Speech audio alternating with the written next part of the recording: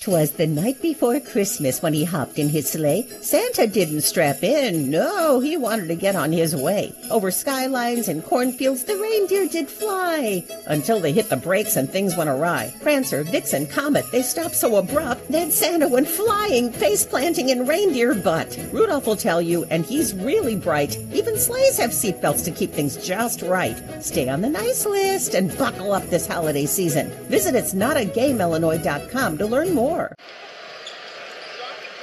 Well, Jonathan Kuminga still out with that knee tendonitis. Head coach Steve Kerr has to face a lot of questions about that. Honestly, I just talked to the training staff. They tell me he's day-to-day. Talking to J.K., he said he's not moving that well.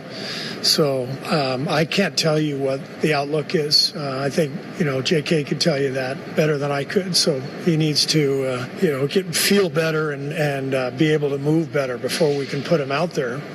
That's head coach Steve Kerr.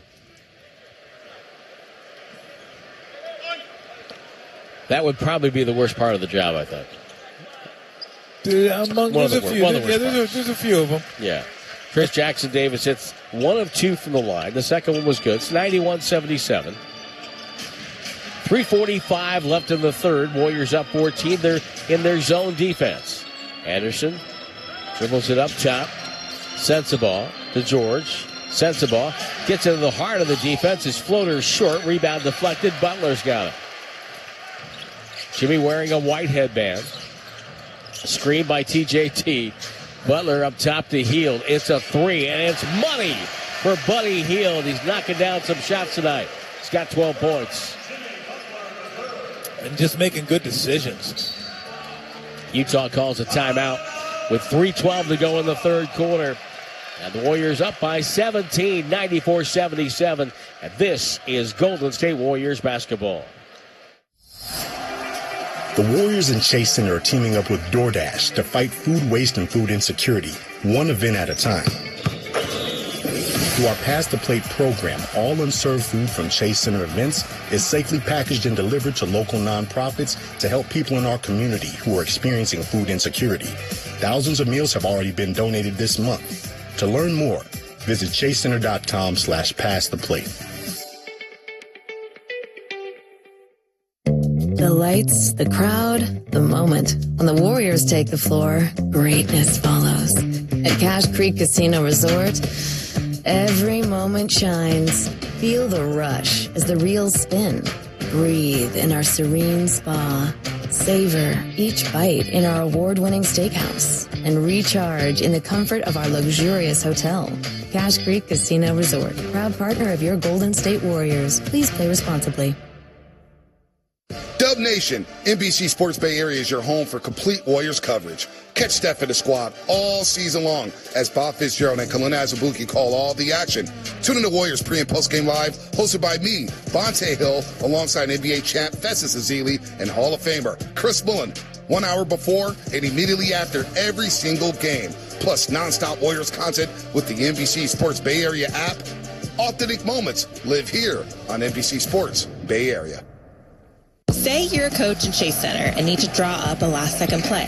Or you're a fan in Section 212 craving nachos. AI from Google Cloud can help with both. The Warriors are using AI from Google Cloud to break down every move on the court, helping coaches game plan. And for fans, the same AI powers the mobile app, giving you personalized content, highlights, and yes, nachos ordered from your phone. With AI, you're always in the game, even off the court. Google Cloud, the official AI partner of the Golden State Warriors. 1 in 8 women have thyroid issues. Am I the one? I am kind of tired. I should see a doctor. Is it genetic? Does my health plan even cover tests like that? In-network? Out-of-network? Why is this always a whole big thing? Wait. I have Kaiser Permanente. So my coverage includes regular preventive care. Guess it doesn't have to be a whole big thing. Kaiser Permanente. Healthcare that just works. This is Draymond Green. Welcome back to the Warriors broadcast booth, presented by DoorDash. Second and third quarters, Warriors are 27 of 46, 58%. At 12 of 24 from 3 at 50%. It's 94-77 Warriors. Warriors take on Phoenix on Wednesday. Houston on Wednesday. They're leading Phoenix 92-78. With 9:27 to go in the fourth quarter. Kevin Durant will not be here because of a personal issue. Kyle Anderson, backdoor pass, knocked away by Podziemski. Not one of his finest. Podziemski over to Butler. Back to Podziemski. Deep three, left wing, swish! 20-point lead for Golden State. That will be their largest. And Podziemski with his first three of the night. Slow motion move by Keontae George and just flipped it up and in. I know I say it all the time, but against the zone, you got to get it into the middle of the zone at least once. Jimmy Butler, Warriors trying to snap a 3-game losing streak, gets fouled by Kyle Anderson on the drive. Both these teams have lost their last of 3. Jazz coming in 5-11, Warriors 9-9. Fourth foul on Anderson and Butler to the strike. And the reason I bring that up was Keontae George did get it to the middle of the zone. They scored. Past couple times they didn't get it to the middle and didn't score. It just makes everything so much easier when you get it to the middle of the zone.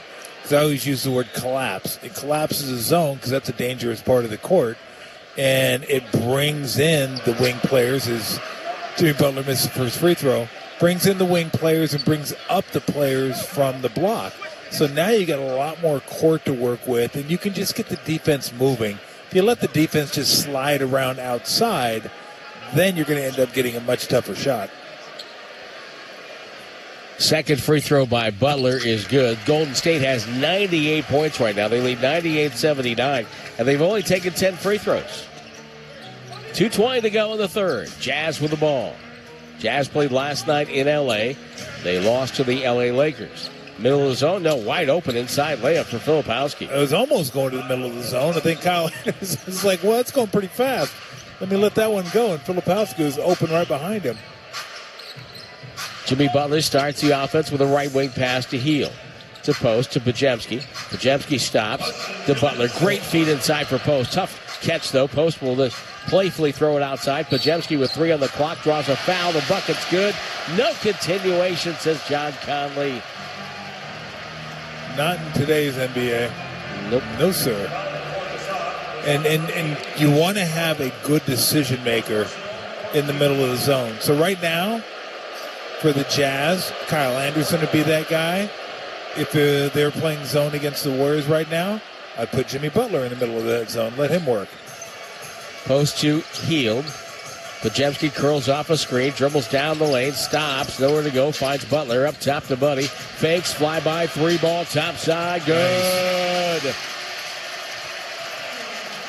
101-81. Warriors back up by 20. Filipowski for 3. Short rebound, Butler. Final $1:25 of the third. Golden State leading by 20. Buddy Hield catch and shoot. He can feel it? No. Long rebound deflected into the hands of Anderson. Bounce pass deflected away by Butler. No foul calls. There was a collision there. Richard bounce pass to Post. He goes in and got fouled with 1:11 left in the quarter. Coming out of the last timeout with 3:12 to go in the quarter. Again, one game plus minus. You look for how guys do with other players, but Will Richard was a plus 25 in 14 minutes. That'll get it done. That'll definitely get it done. I don't know if you saw that, but he got his Florida championship ring. I did. Yeah, that was pretty cool. Todd Golden down there giving it to him. A chance to talk with Todd. Yeah, former head coach of the USF Dons. Yep. A longtime voice of the Dons, Pat Olson. Pat Olson, it's good. 2 free throws by Post, make it 103-81. Minute 5 to go in the quarter. Warriors cruising right now. George will bring the ball back outside, guarded by Post. See if they give him some help. Nope. George will just take the shot. Won't go. Podziemski pulls down the rebound. Looks up on the dribble. 2-hand toss to Richard. Left corner. It's on the way. 3-ball for Will Richard. 106-81. He just had a real nice controlled game. Doesn't rush. Doesn't look like a rookie. Looks like he's been out there for about 5 years. Down the lane, Sensabaugh bumping, post out of the way, goes up, shoots and scores. Oh, he's a thick dude, isn't he? 106-83. Pajemski tries to go 2 for 1 with a quick three, won't go. Filipowski the rebound. It's a tough kind of margin. Ambitious. Yeah, it's a kind of tough ambitious. Margin. I understand he was trying to do it, but up by 23 might have been better just to run some clock. Collier crossing the logo, guarded by Heel. Collier dribbles left, gets to the middle, throws right. There's Sensabaugh. His three is off the front rim. Filipowski right there. He's had a good game for Utah. Draws a foul. Like you said, he's active and he's physical in there. Yeah, he's got a little attitude to him, too, and I like that from a big guy. And he's skilled. Like, he can shoot it. He can handle it. He was a big-time recruit going to Duke, so he's got some skill. It's just, what's he going to end up being? Can he be dominant enough inside to deter people from going into the rim? So he misses the first free throw.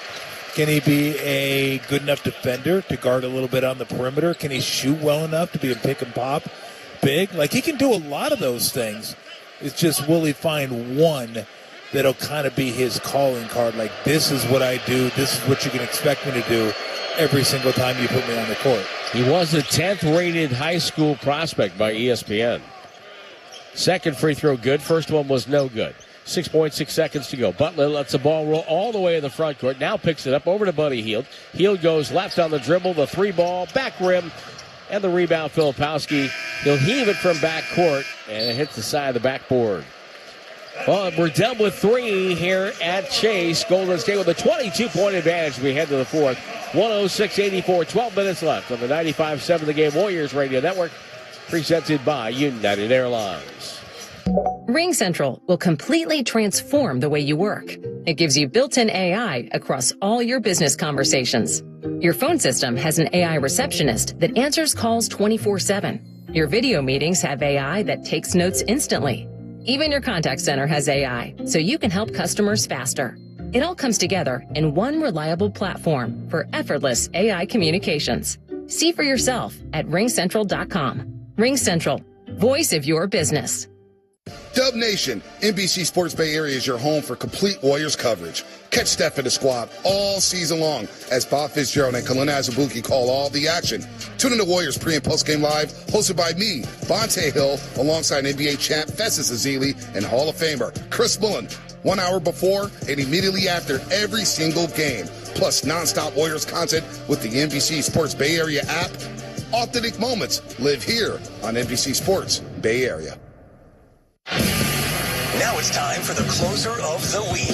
Presented by LiftMaster and RNS Doors. Turn your garage into the envy of the neighborhood. Visit rnsdoors.com. This week's closer comes from Robert from Fresno. I had a good experience with Kim and Lauren when I scheduled the service. Plus, Marion explained the problem. He got it done in no time. Would recommend RNS Erection Tri-County Incorporated to everyone that has any problems with their roll-up doors. Recently, my garage door opener was not working. I was in need of a closer. I was put in touch with RNS Doors, and they hooked me up with a brand new garage door opener from LiftMaster. With LiftMaster's MyQ connectivity, my garage door opener can be controlled right from my smartphone. You'll know when a door or gate has been left open and can close it with a tap, no matter where I am. Be one of the first 10 callers and receive 20% off a LiftMaster garage door opener. Call 1-800-FIX-A-DOOR. That's 800-FIX-A-DOOR. Or visit rsdoors.com.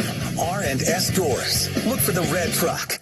Curry with 5, with 4, dribbles, backs up, shoots a 3 from the right wing. Got it! Classic Curry. That's our shot of the game, sponsored by Friedman's Appliance in Pleasant Hill. Proudly serving all of Northern California with the largest in-stock inventory of your favorite luxury home appliances. Tim, Tom? Well, we started the fourth quarter. Post was Spencer, Butler, Moody, and Will Richard. I'm sure head coach Steve Kerr would like to play Butler limited minutes and maybe keep Curry on the bench the entire fourth quarter. Warriors up 22 as we start the fourth. 106-84. They trailed by 11 to start the game. 11-0. Foul on Utah to start the fourth. Collier with the foul. He's out there with Markkanen, Nurkic, Clayton Jr., and Bailey. Richard will throw it in right at the hash mark on the far side. Dumped it to Butler. Butler screened by Spencer. Butler gets Clayton Jr., the rookie from Florida. Will Richards' teammate. Butler off balance jumper up and good, going left. Left outside of the paint. Clayton maybe not big enough. Ball thrown outside. Nurkic has it, and a travel call on Bailey. So the Jazz with a foul and a turnover to start the fourth. Warriors were 1 of 10 from 3 in the first quarter. They've gone 15 of 31 since. That'll work. Butler with the ball on the far side. Coming to the right wing now. Drives in, stripped and stolen. Clayton Jr. took it away. Nice play. Goes behind the back of the dribble at midcourt. Directing traffic. Throws the ball to Collier. He drives into trouble. Ball knocked away. It's out of bounds, and Utah maintains possession. I mean, we got to get Richard on Clayton, don't we, at some point? At some point, you'd like to see that. And just for fun. Ball thrown wide open. The best player on the Jazz got wide open underneath the bucket on a baseline inbounds, and Lowry marked it and lays it in. Can we confidently say that was a miscommunication? Yes. By somebody. But probably all 5. Post to the ball in the corner. Gets it out to Spencer. Spencer drives baseline, skip past to Moody, corner to Richard. Richard not afraid to fire. It's up and no good. Got his own rebound, left baseline, up and under. Tough shot. That was not a great decision. Collier with a rebound. Bounce pass over to Clayton. Flipped to Bailey. Back to Clayton for a 3-look above the break. Too strong, and his former college teammate Richard with the rebound. Richard down the right side. Starts with a pass to Moody in the corner. Bailey with a good closeout. You can see why the Jazz like Bailey. He's got a body of a defender and really a good athlete. Spencer down the lane, all the way to the cup, laid it in. Just turned the corner. 110 for Golden State, 86 for Utah. Well, he may have the body of a defender. He didn't have the instincts of one quite yet. No. Bailey, left baseline, and not a lot of rookies really do. Bailey takes a handoff, takes an elbow jumper, and around and down it goes. Well, they're still probably 2 years, if not 3 years away from, seriously contending for, legitimate playoff spot. Moody to Butler. They have a patient fan base, I'll tell you that much. Oh, my goodness. Baseline drive. Finds a cutter. It's Richard. Goes in. He got clobbered. And Sean Corbin says that, ladies and gentlemen, is a foul. I mean, Job would be jealous of their fan base. Nurkic picks up the personal.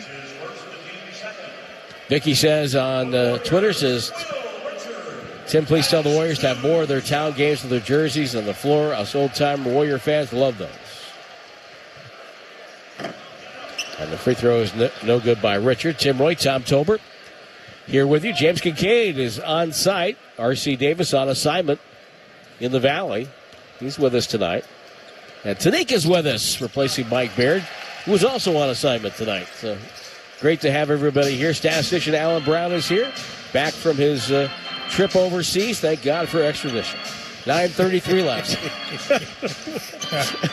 Bailey takes a 3 and missed. Spencer defensive rebound. Took some paperwork with the embassy, but we got him home. And now a timeout. 9:22 to go. Coming at the right time for Warriors Radio, 111-88. Warriors on top on the 95.7 The Game Warriors Radio Network. Presented by United Airlines. Say you're a coach in Chase Center and need to draw up a last-second play. Or you're a fan in Section 212 craving nachos. AI from Google Cloud can help with both. The Warriors are using AI from Google Cloud to break down every move on the court, helping coaches game plan. And for fans, the same AI powers the mobile app, giving you personalized content, highlights, and yes, nachos ordered from your phone. With AI, you're always in the game, even off the court. Google Cloud, the official AI partner of the Golden State Warriors. Being in your bag isn't just for players on the court. With DoorDash, all of Dub Nation has a bag too. Scrolling late night highlights? Have snacks on hand. Hosting a watch party? Get drinks, ice, and cups before tip-off. Low battery during tunnel walks? There's a charger delivered to where you are. DoorDash keeps your bag deep so you can keep up with the speed of the game. DoorDash, official partner of the Golden State Warriors. Dub Nation, NBC Sports Bay Area is your home for complete Warriors coverage. Catch Steph and the squad all season long as Bob Fitzgerald and Kalina Azubuike call all the action. Tune in to Warriors pre- and post-game live, hosted by me, Bonte Hill, alongside NBA champ Festus Ezeli and Hall of Famer Chris Mullen. 1 hour before and immediately after every single game. Plus nonstop Warriors content with the NBC Sports Bay Area app. Authentic moments live here on NBC Sports Bay Area. What do you think makes the perfect snack?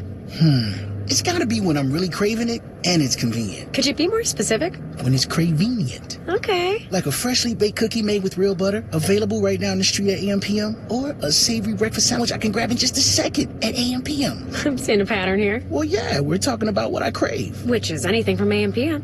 What more could you want? Stop by AM/PM where the snacks and drinks are perfectly craveable and convenient. That's Cravenience. AM/PM, too much good stuff. 15 years ago, PG&E launched Power Pathway, an education and job training program developed to increase the number of skilled workers in the energy industry.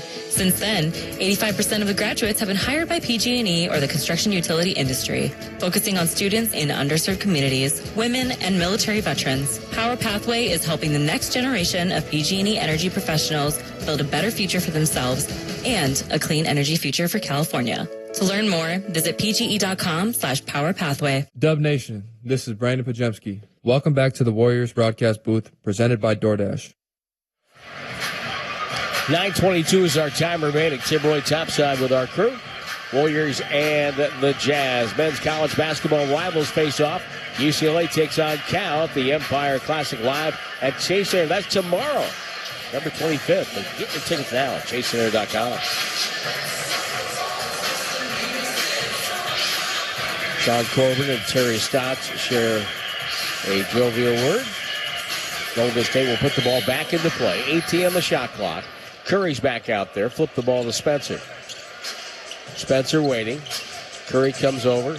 Spencer will drive right, spins back, throws the ball to post. He'll put it on the deck. Looks for Curry. Backdoor cut. Released it early. Just flipped it up and in. Really never even left his feet, Tom. I mean, it never touched it with his left hand and got it up quick and high before Nurkic got over there. 113-88. Warriors in control. After the Jazz got off to a really good start in this game. Bailey, great move on Richard. Comes back with a left-hand flip after the pump fake. Makes it 113-90. That was a nifty move. Spencer spinning on Clayton. Takes him inside, goes off the window, and draws a foul. Spencer goes down hard. Nurkic raises his hand.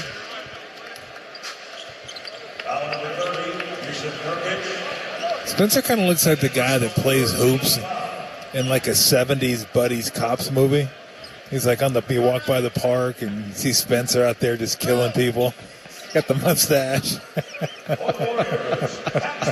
He's out there just wearing people out at the park. It's all the mustache. He's a mustache just kind of sets the tone. I love it. Spencer's first free throw is no good. I certainly like that reference a little bit better than the previous one, but okay. 113-90, 8:36 to go. You know, I forget what the previous one was. I just kind of forget about him. I say and move on, Tim. I'll leave you with them.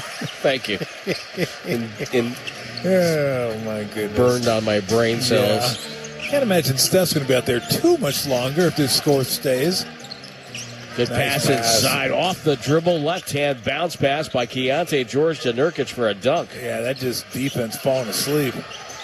114-92, Curry pass to Payton. Payton dribbles it, fakes the handoff, goes inside, double clutch on the rim, no good, tipped away as Nurkic contested. Clayton Jr. on the break. Comes middle on Payton, throws the corner, Bailey's there, launches, it's short. Spencer has the board and the ball.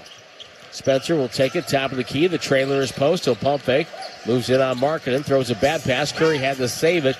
Great save. Great balance on the far wing. Takes the contested three. Missed it. And Nurkic tipped the rebound to himself. He's got 7 boards. Here is George leaning in.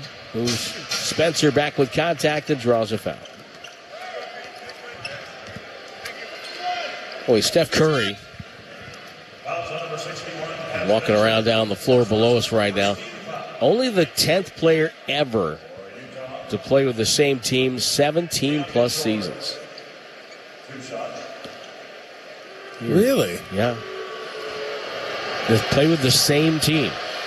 I'd have to think about that to see how many of those I can get. Chucky Brown's not the correct answer. No, that's 17 teams. Yes. Moody in, Richard out.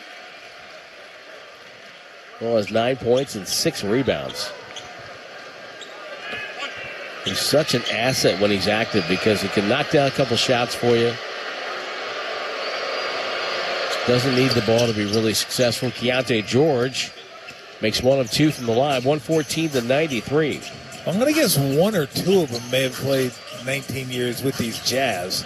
Yes. Karl Malone and Stockton maybe. 2 of them. Misses a shot, got his own rebound. GP2 goes reverse and scores. Actually, that George was an and one. So 116-93.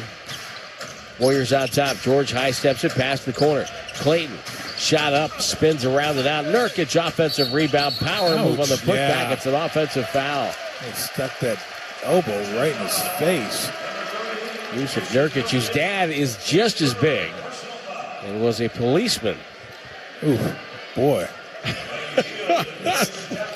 You don't want to get pulled over by his dad. No. Holy smokes. His dad says, stop, you stop. You stop. You do exactly what he says. Yes, to the sir. letter. Yes, sir. No, sir. And the Warriors were trying to get some subs in there. Cannot. So Curry to bring the ball up. Yeah, you'd have to think that 23 with 7:14 to go. And Steph's maybe about a minute away from getting to the bench. Pump fake by Steph. Fly by 3 ball. Got it. He poses for effect. 119-93. 26-point advantage for Golden State. 31 for number 30. Now Curry gets a steal. Throws ahead over Bailey's head to Payton. Payton cross-grade on the free throw line to Buddy Hield. Back outside. He threw it right to Bailey. Bailey's got a breakaway and hammers it with the right hand. And the net currently stuck. And see if they get somebody to fix the net. 6:28 to go here in the game. Jackson Davis the catch, low right. Curry off the screen, stops, shoots, misses. Defensive rebound for Utah was pulled down by Bailey, and Clayton takes the outlet. Clayton crossover dribble, skip pass to George. George goes in, gets fouled, and scores over the top. No whistle. Yeah, I got hit in the face. Not a great closeout by Steph. 119-97. Inside 6 minutes to go in the game. Payton open, takes a dribble, wide open, top of the key left, hits the 3. Nobody even moved at him. Was that a can I heard? Yes, it was. On the crack of the can. Tom Tolbert says this game is over. Bailey hits a 3.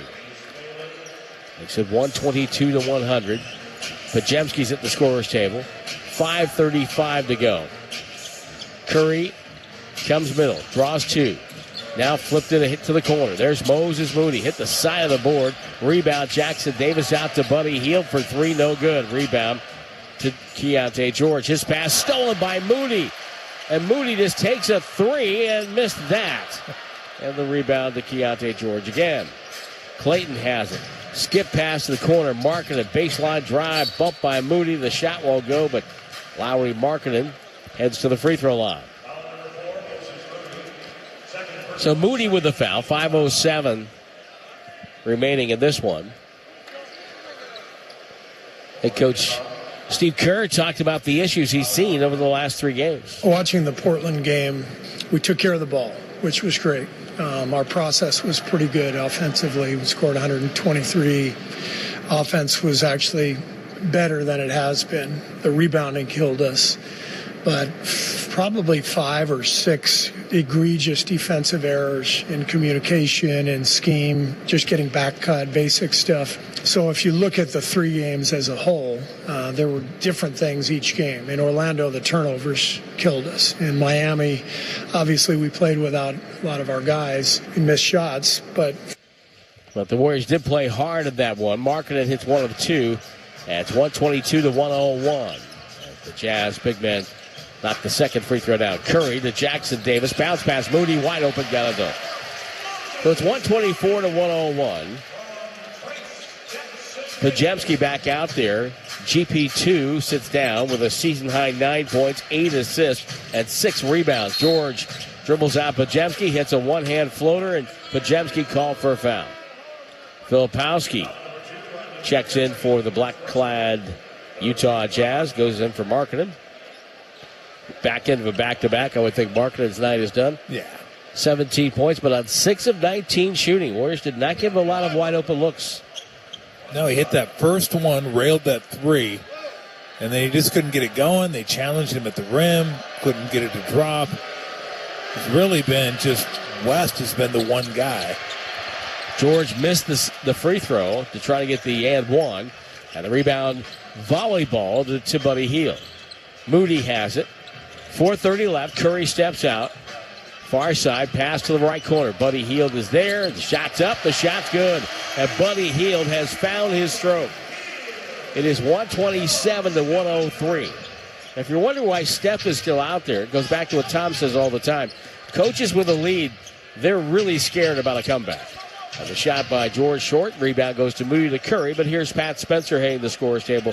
Guy Santos as well. Curry behind the back. Stops and pops. Shots an air ball. And then Hield runs into Jackson Davis from behind. And it's going to be Utah ball. So Santos and Spencer in, Moody and Curry out.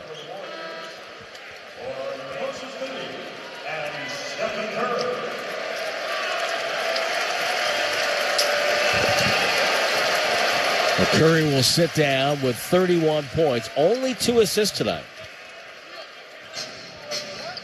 It might be a season low for him. Ball to Filipowski. Waits and hands off to Kyle Anderson. Anderson between the legs for the dribble. Now goes on Jackson Davis. Fake, spins, hangs, bank shot. Sweetly kissed it off the window. Love watching his game. Me too.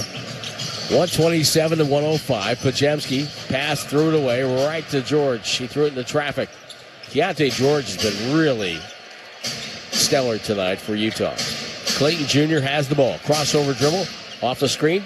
Pass inside. Filipowski. Layup good. 127-107 with 3:13 left. Spencer goes diagonal across the logo and casually walks into a three. It's no good. And Anderson with a long rebound. Anderson brings it forward to Filipowski. He'll drive, pass deflected by Spencer, right to Bailey. Ace Bailey goes in. Finger roll up over Jackson Davis, who's called for a foul, being in the wrong spot at the wrong time. And with 2:50 time remaining, we'll step aside. Please stay tuned, though, for these words, with the Warriors leading 127-107 on the Warriors Radio Network.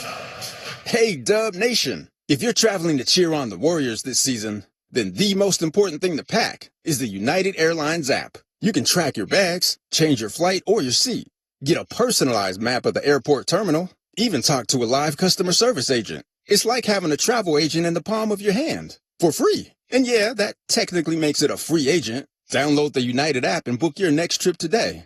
United, proud to be the official airline of the Golden State Warriors. What if you had the smartest Wi-Fi? If you did, it'd be Xfinity, of course, and it'd come with their best state-of-the-art equipment. It would boost speeds to the devices that needed them most, prioritizing your most important connections, whether you were streaming, gaming, or gaming while pretending to work. And it would let you stream 4. That's right, 4 games on one screen. It would even power your mobile connection so you could bring faster, secure Wi-Fi speeds with you where you use it most.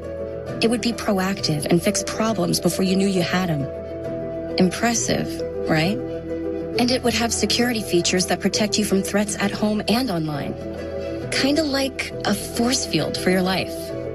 If you had the smartest Wi-Fi, well, everything would work together seamlessly to keep you connected, no matter what. Xfinity. Imagine that. Restrictions apply. What time is it? Game time. What time is it? You know what time it is. It's football season, and it's the big fella, Lorenzo Neal. Join me and Evan Giddings every home game for the kickoff show, live at the Laughing Mock Gastropub, Sunnyvale, right around the corner from the stadium. We're talking Niner football and hosting the best game day tailgate in the Bay. Laughing Mock Game Day is the faithful's first stop with games, prizes, free parking, and a shuttle straight to the stadium. Righteously brewed in San Francisco and faithfully brewed for the family. What's up, Dub Nation? Do you want to get cash back on Warriors gear? All you have to do is sign up at Rakuten.com/Warriors, where you can earn 10% cash back in store and online at Warriors Shop. Once you're a member, shop your favorite stores like Fanatics and Ticketmaster and watch the cash back add up in your account. Rakuten is the most rewarding way for you to shop and maximize your savings. Join Rakuten for free today at Rakuten.com/Warriors or download the Rakuten app. That's RAKUTEN. Dub Nation, this is GP2. You are listening to the Warriors Radio Network, presented by United Airlines. Tonight's Warriors shop item of the game, add to your City Edition collection with the Essential Logo Hoodie from Nike at shop.warriors.com, a Fanatics experience. Ace Bailey on the free throw line. Remember, Tom, going back to draft night, he did not look happy when the selection came down that he was taken by the Utah Jazz, but he looks like, he got over that, has kind of bought into it, and they say that his last couple of weeks have been by far his best weeks as a Utah Jazz player. Well, you can see what they're excited about. I mean, look, that was an awful look, and somebody should have told him, you're getting drafted into the NBA. You should be happy, no matter where you're going. It's such an entitled, I know I'm going to the NBA. I just don't want to go there. If you're in the NBA, you should be happy you're in the NBA. But that being said, yeah, it looks like he certainly has the makings. And you said the build. And if he can get things down and tighten things up, they're going to have a good one. His two free throws are good. Guy Santos counters at the other end with a beautiful drive, extending the right arm to make it 129-109. And the other part, we all forget this. He's young. He took the ball right there to Buddy Hield. The steal.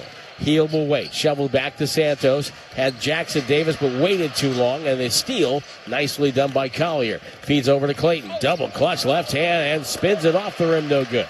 Jackson Davis with the board. Spencer will get it. Backward pass to Podziemski. Back to Spencer. No look to Podziemski. Dribble drive to the paint. Finding the man wide open. Nice. Beautiful find by Podziemski. Santos gets a dunk. 131-109.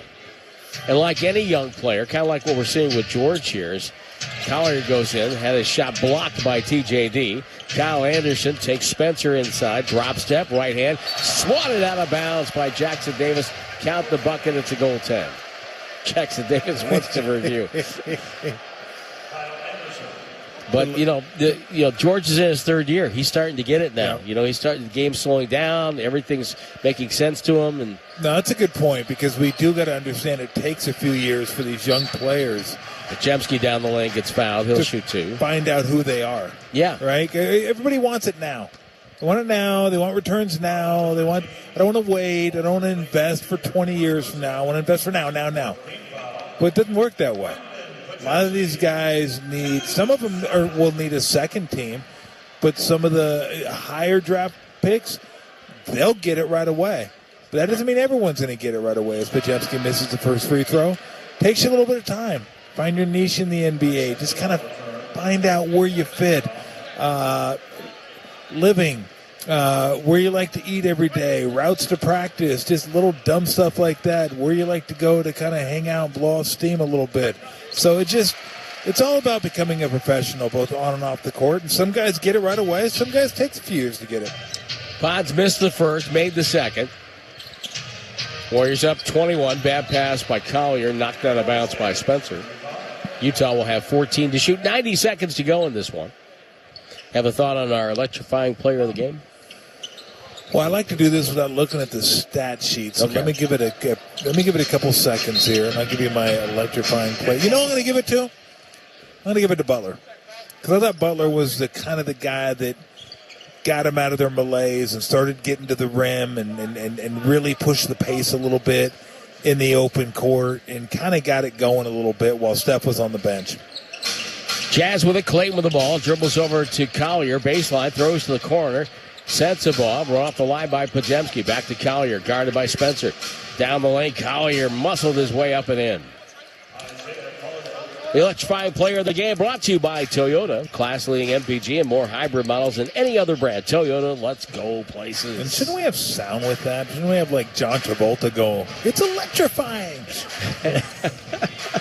Now, you can do the You Better Shape Up. I'm going to leave that one to you. Santos and a flip in there for Buddy Hield down the lane. You're greasing the skid, so to speak, for a new analyst. Thank you. Oh, boy. Left side. Sets the ball for three. Filipowski right there, and he banked it in. I've been doing that for 30 years. Yeah. Filipowski in his second year out of Duke. Podziemski will dribble it up. Doesn't look like he's going to do much here. He's going to wait. Get a screen from TJD. Warriors leading by 19. Spencer downstairs to Jackson Davis. Back to Spencer. 5 to shoot. Rotates out to Buddy Hield, but stolen away by Sensabaugh. One-on-one Buddy Hield. Just moved him back and drove in and scored. So it's 17.4. Now the Warriors don't have to do anything at all. They're going to dribble it up. And the Warriors get a much-needed easy victory. And the homestand now starts 1-1. Podziemski throws the ball up as the buzzer sounds. And the usual handshakes and the hugs. Will Hardy and Steve Kerr. Pleasantries at center court. Both head coaches work together in Team USA basketball. Kyle Anderson making the rounds to all his friends and former teammates. Really enjoyed his time here as a Warrior. It just didn't work out. They needed bodies to make the Butler trade.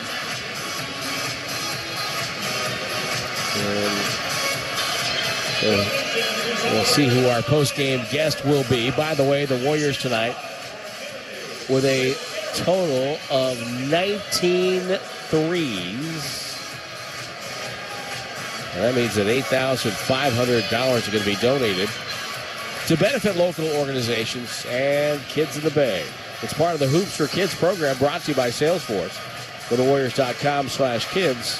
For more info, we thank Salesforce and everybody who works on that promotion, along with the foundation, making the Bay Area an even better place to live. Buddy Hield has put the headset on. How you doing there tonight, buddy? I'm doing great. How are you guys? Not too bad. 20 points in 23 minutes, 4 of 8. It seemed like the shot, which you historically you've been a guy that heats up as the season goes along. You know, were you doing anything different in latter days to get yourself going offensively? Sorry. You know what? Just keep staying in the fight, man. That's all you can do. Just staying in the fight and keep trusting God, keep trusting the work, and let everything happen. You know, the offense as a whole, you know, Steve Kerr said he wanted to tweak some things, get back to some principles. What did you guys work on that day of practice? Just trying to get back to our old self, get back to get our swagger back, playing through Steph and Jimmy.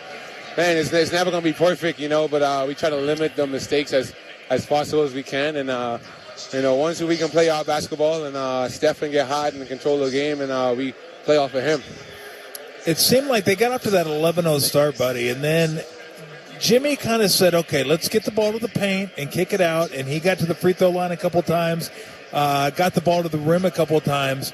Is he a guy that when maybe the perimeter game isn't going, he kind of takes it on himself to be in attack mode a little bit more? He's an aggressor, and, he finally settled our team down. Sometimes you can see the ball get a rim and get in the hole, and just being around the crowd, you'd be anxious to get one in the hole, but he's good at that, and he's one of the best in the leagues to get into the foul line and keep him already settled. How big a deal for that for that defensively for you guys is that, buddy? Keeping the ball out of the paint, so then you don't got to have your defense rotating all over the place. Just stay in the right spots, stay in our principles, and keep playing, connecting the dots. Everybody playing with each other, being the gaps, and contesting threes, and finishing with box out and without no fouling. 34 assists for the Warriors tonight, and only 10 turnovers. That's a pretty good sight to see. Yeah, it's a pretty good sight, man. Once we get over in the 30 assist mark, we're great. Yes, historically that has been true. Buddy, thank you. Thank you so much. Thanks, buddy. Right. Buddy Hield, our guest, 134-117. The final score, Golden State with the win. The postgame show is upcoming, and we'll have that after this on the 95.7 The Game Warriors Radio Network, presented by United Airlines. Dub Nation, NBC Sports Bay Area is your home for complete Warriors coverage. Catch Steph and the squad all season long as Bob Fitzgerald and Kalina Azubuike call all the action. Tune in to Warriors pre- and post-game live, hosted by me, Bonte Hill, alongside NBA champ Festus Ezeli and Hall of Famer Chris Mullen. 1 hour before and immediately after every single game. Plus nonstop Warriors content with the NBC Sports Bay Area app. Authentic moments live here on NBC Sports Bay Area. The following is an attorney advertisement. If you get sidelined by your workplace injury, the workers' compensation attorneys at Boxer and Gerson can help you get back in the game. Our team of skilled attorneys will fight by your side for the treatment and compensation you deserve. We care about justice for injured workers. That's what makes us Northern California's premier workers' comp law firm. Call Boxer and Gerson at 510-835-8870 or visit boxerlaw.com for a free consultation. Boxer and Gerson, your life is worth the fight.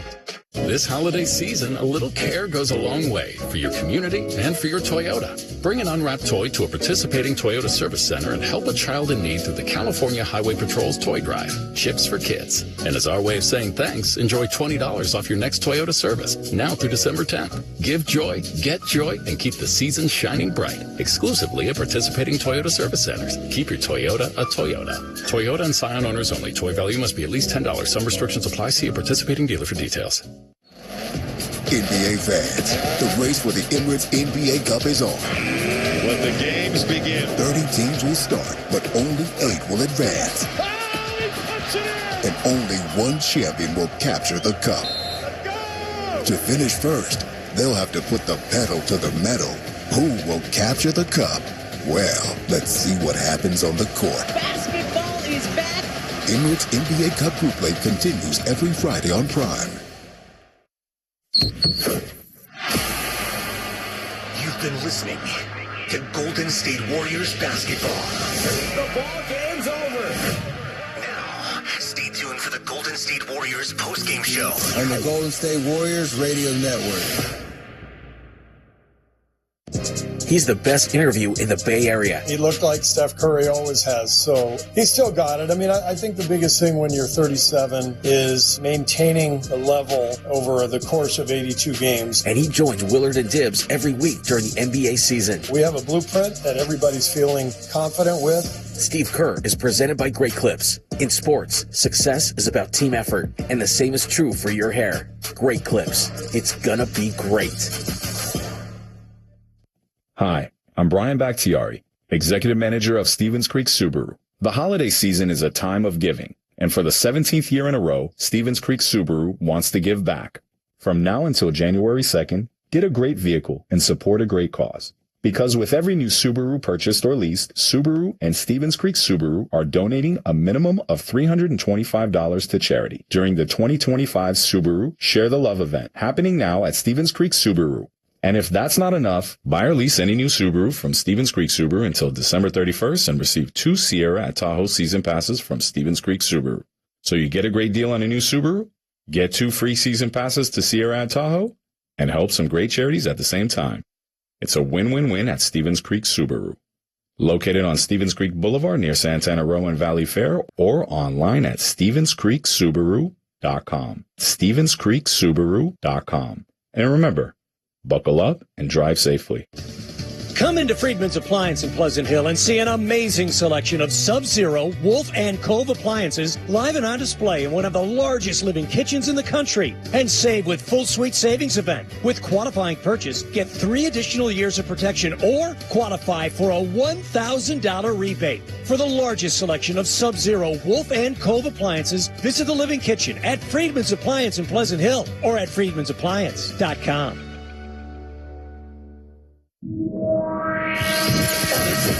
This is the Golden State Warriors postgame show. Oh, my goodness. Just ridiculous for Steph Curry.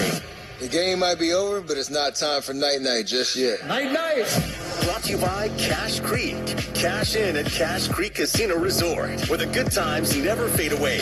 Visit CacheCreek.com to learn about California's premier casino resort. Tim Roy topside here in the DoorDash broadcast booth as the Warriors win 134-117.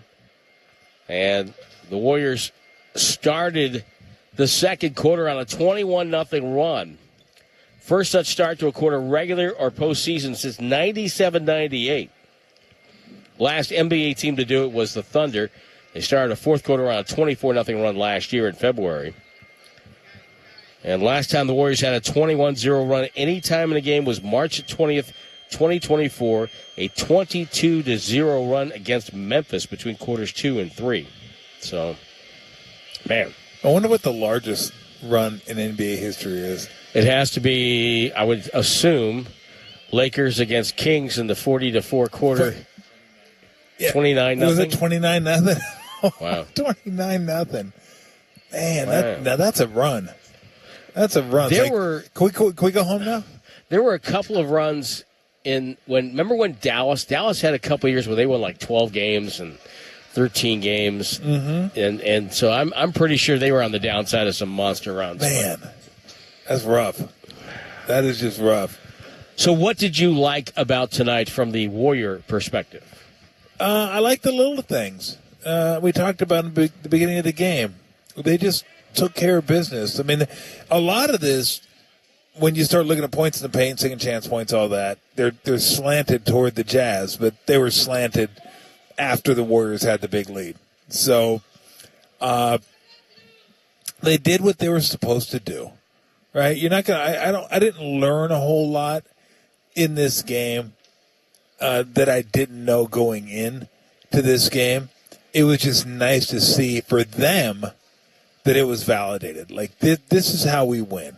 Like, this is how we're going to have to win. It's not going to be the show it was when they were winning championships and everything was pretty and it was fun and the ball was whizzing around and they were knocking down perimeter shots and Steph's doing his thing, Clay's doing his thing, KD's doing. I mean, that was beautiful basketball. The Warriors' success, their formula for success, isn't going to be like that pretty. Very few teams can match that. So it's going to have to be a little grimier, a little grittier, and it's going to start with the defense, keeping teams out of the paint, which I thought they did a reasonable job of tonight, even though the points in the paint won't tell you that.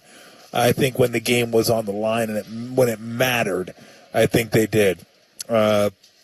Rebounding, even though they're not big, and tonight they missed two of their better rebounders in Horford and Draymond. So I thought they did a good job of battling on the glass. They gave up 14, I think it was 14 offensive rebounds is what they gave up. But, that was on 52 misses. So it's not terrible. I mean, 27%, something like that. So that's not a terrible number. But it's going to have to be a team that the little things are going to matter. And I think you saw that tonight. The little things added up. And the high assist, low turnover. Is it going to be like that against the better teams? No, it's not. You're probably not going to have 34-10 ratio against the better teams.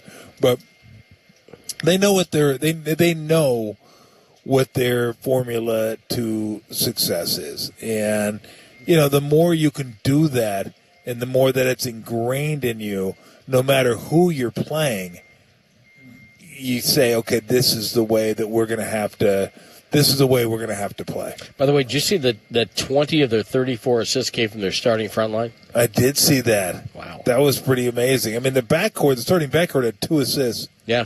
2. Steph had 2, Moody had none.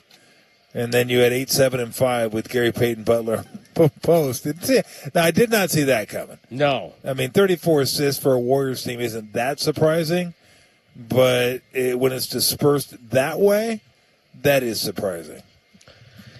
Well, couple of things here. I just think it was good for them to have a nice not relaxed, but you know what I mean. They had some fun tonight. Different guys saw shots fall. Buddy Hield saw some shots fall tonight. You know, that's good for him. He's struggled a little bit.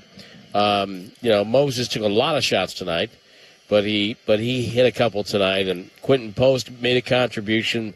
So I think for a lot of these guys, it's kind of a take the lid off game. You know, relax, okay, things are going to be okay. Now, I got a tough game coming up against Houston on Wednesday. Even without Kevin Durant, that's a tough team.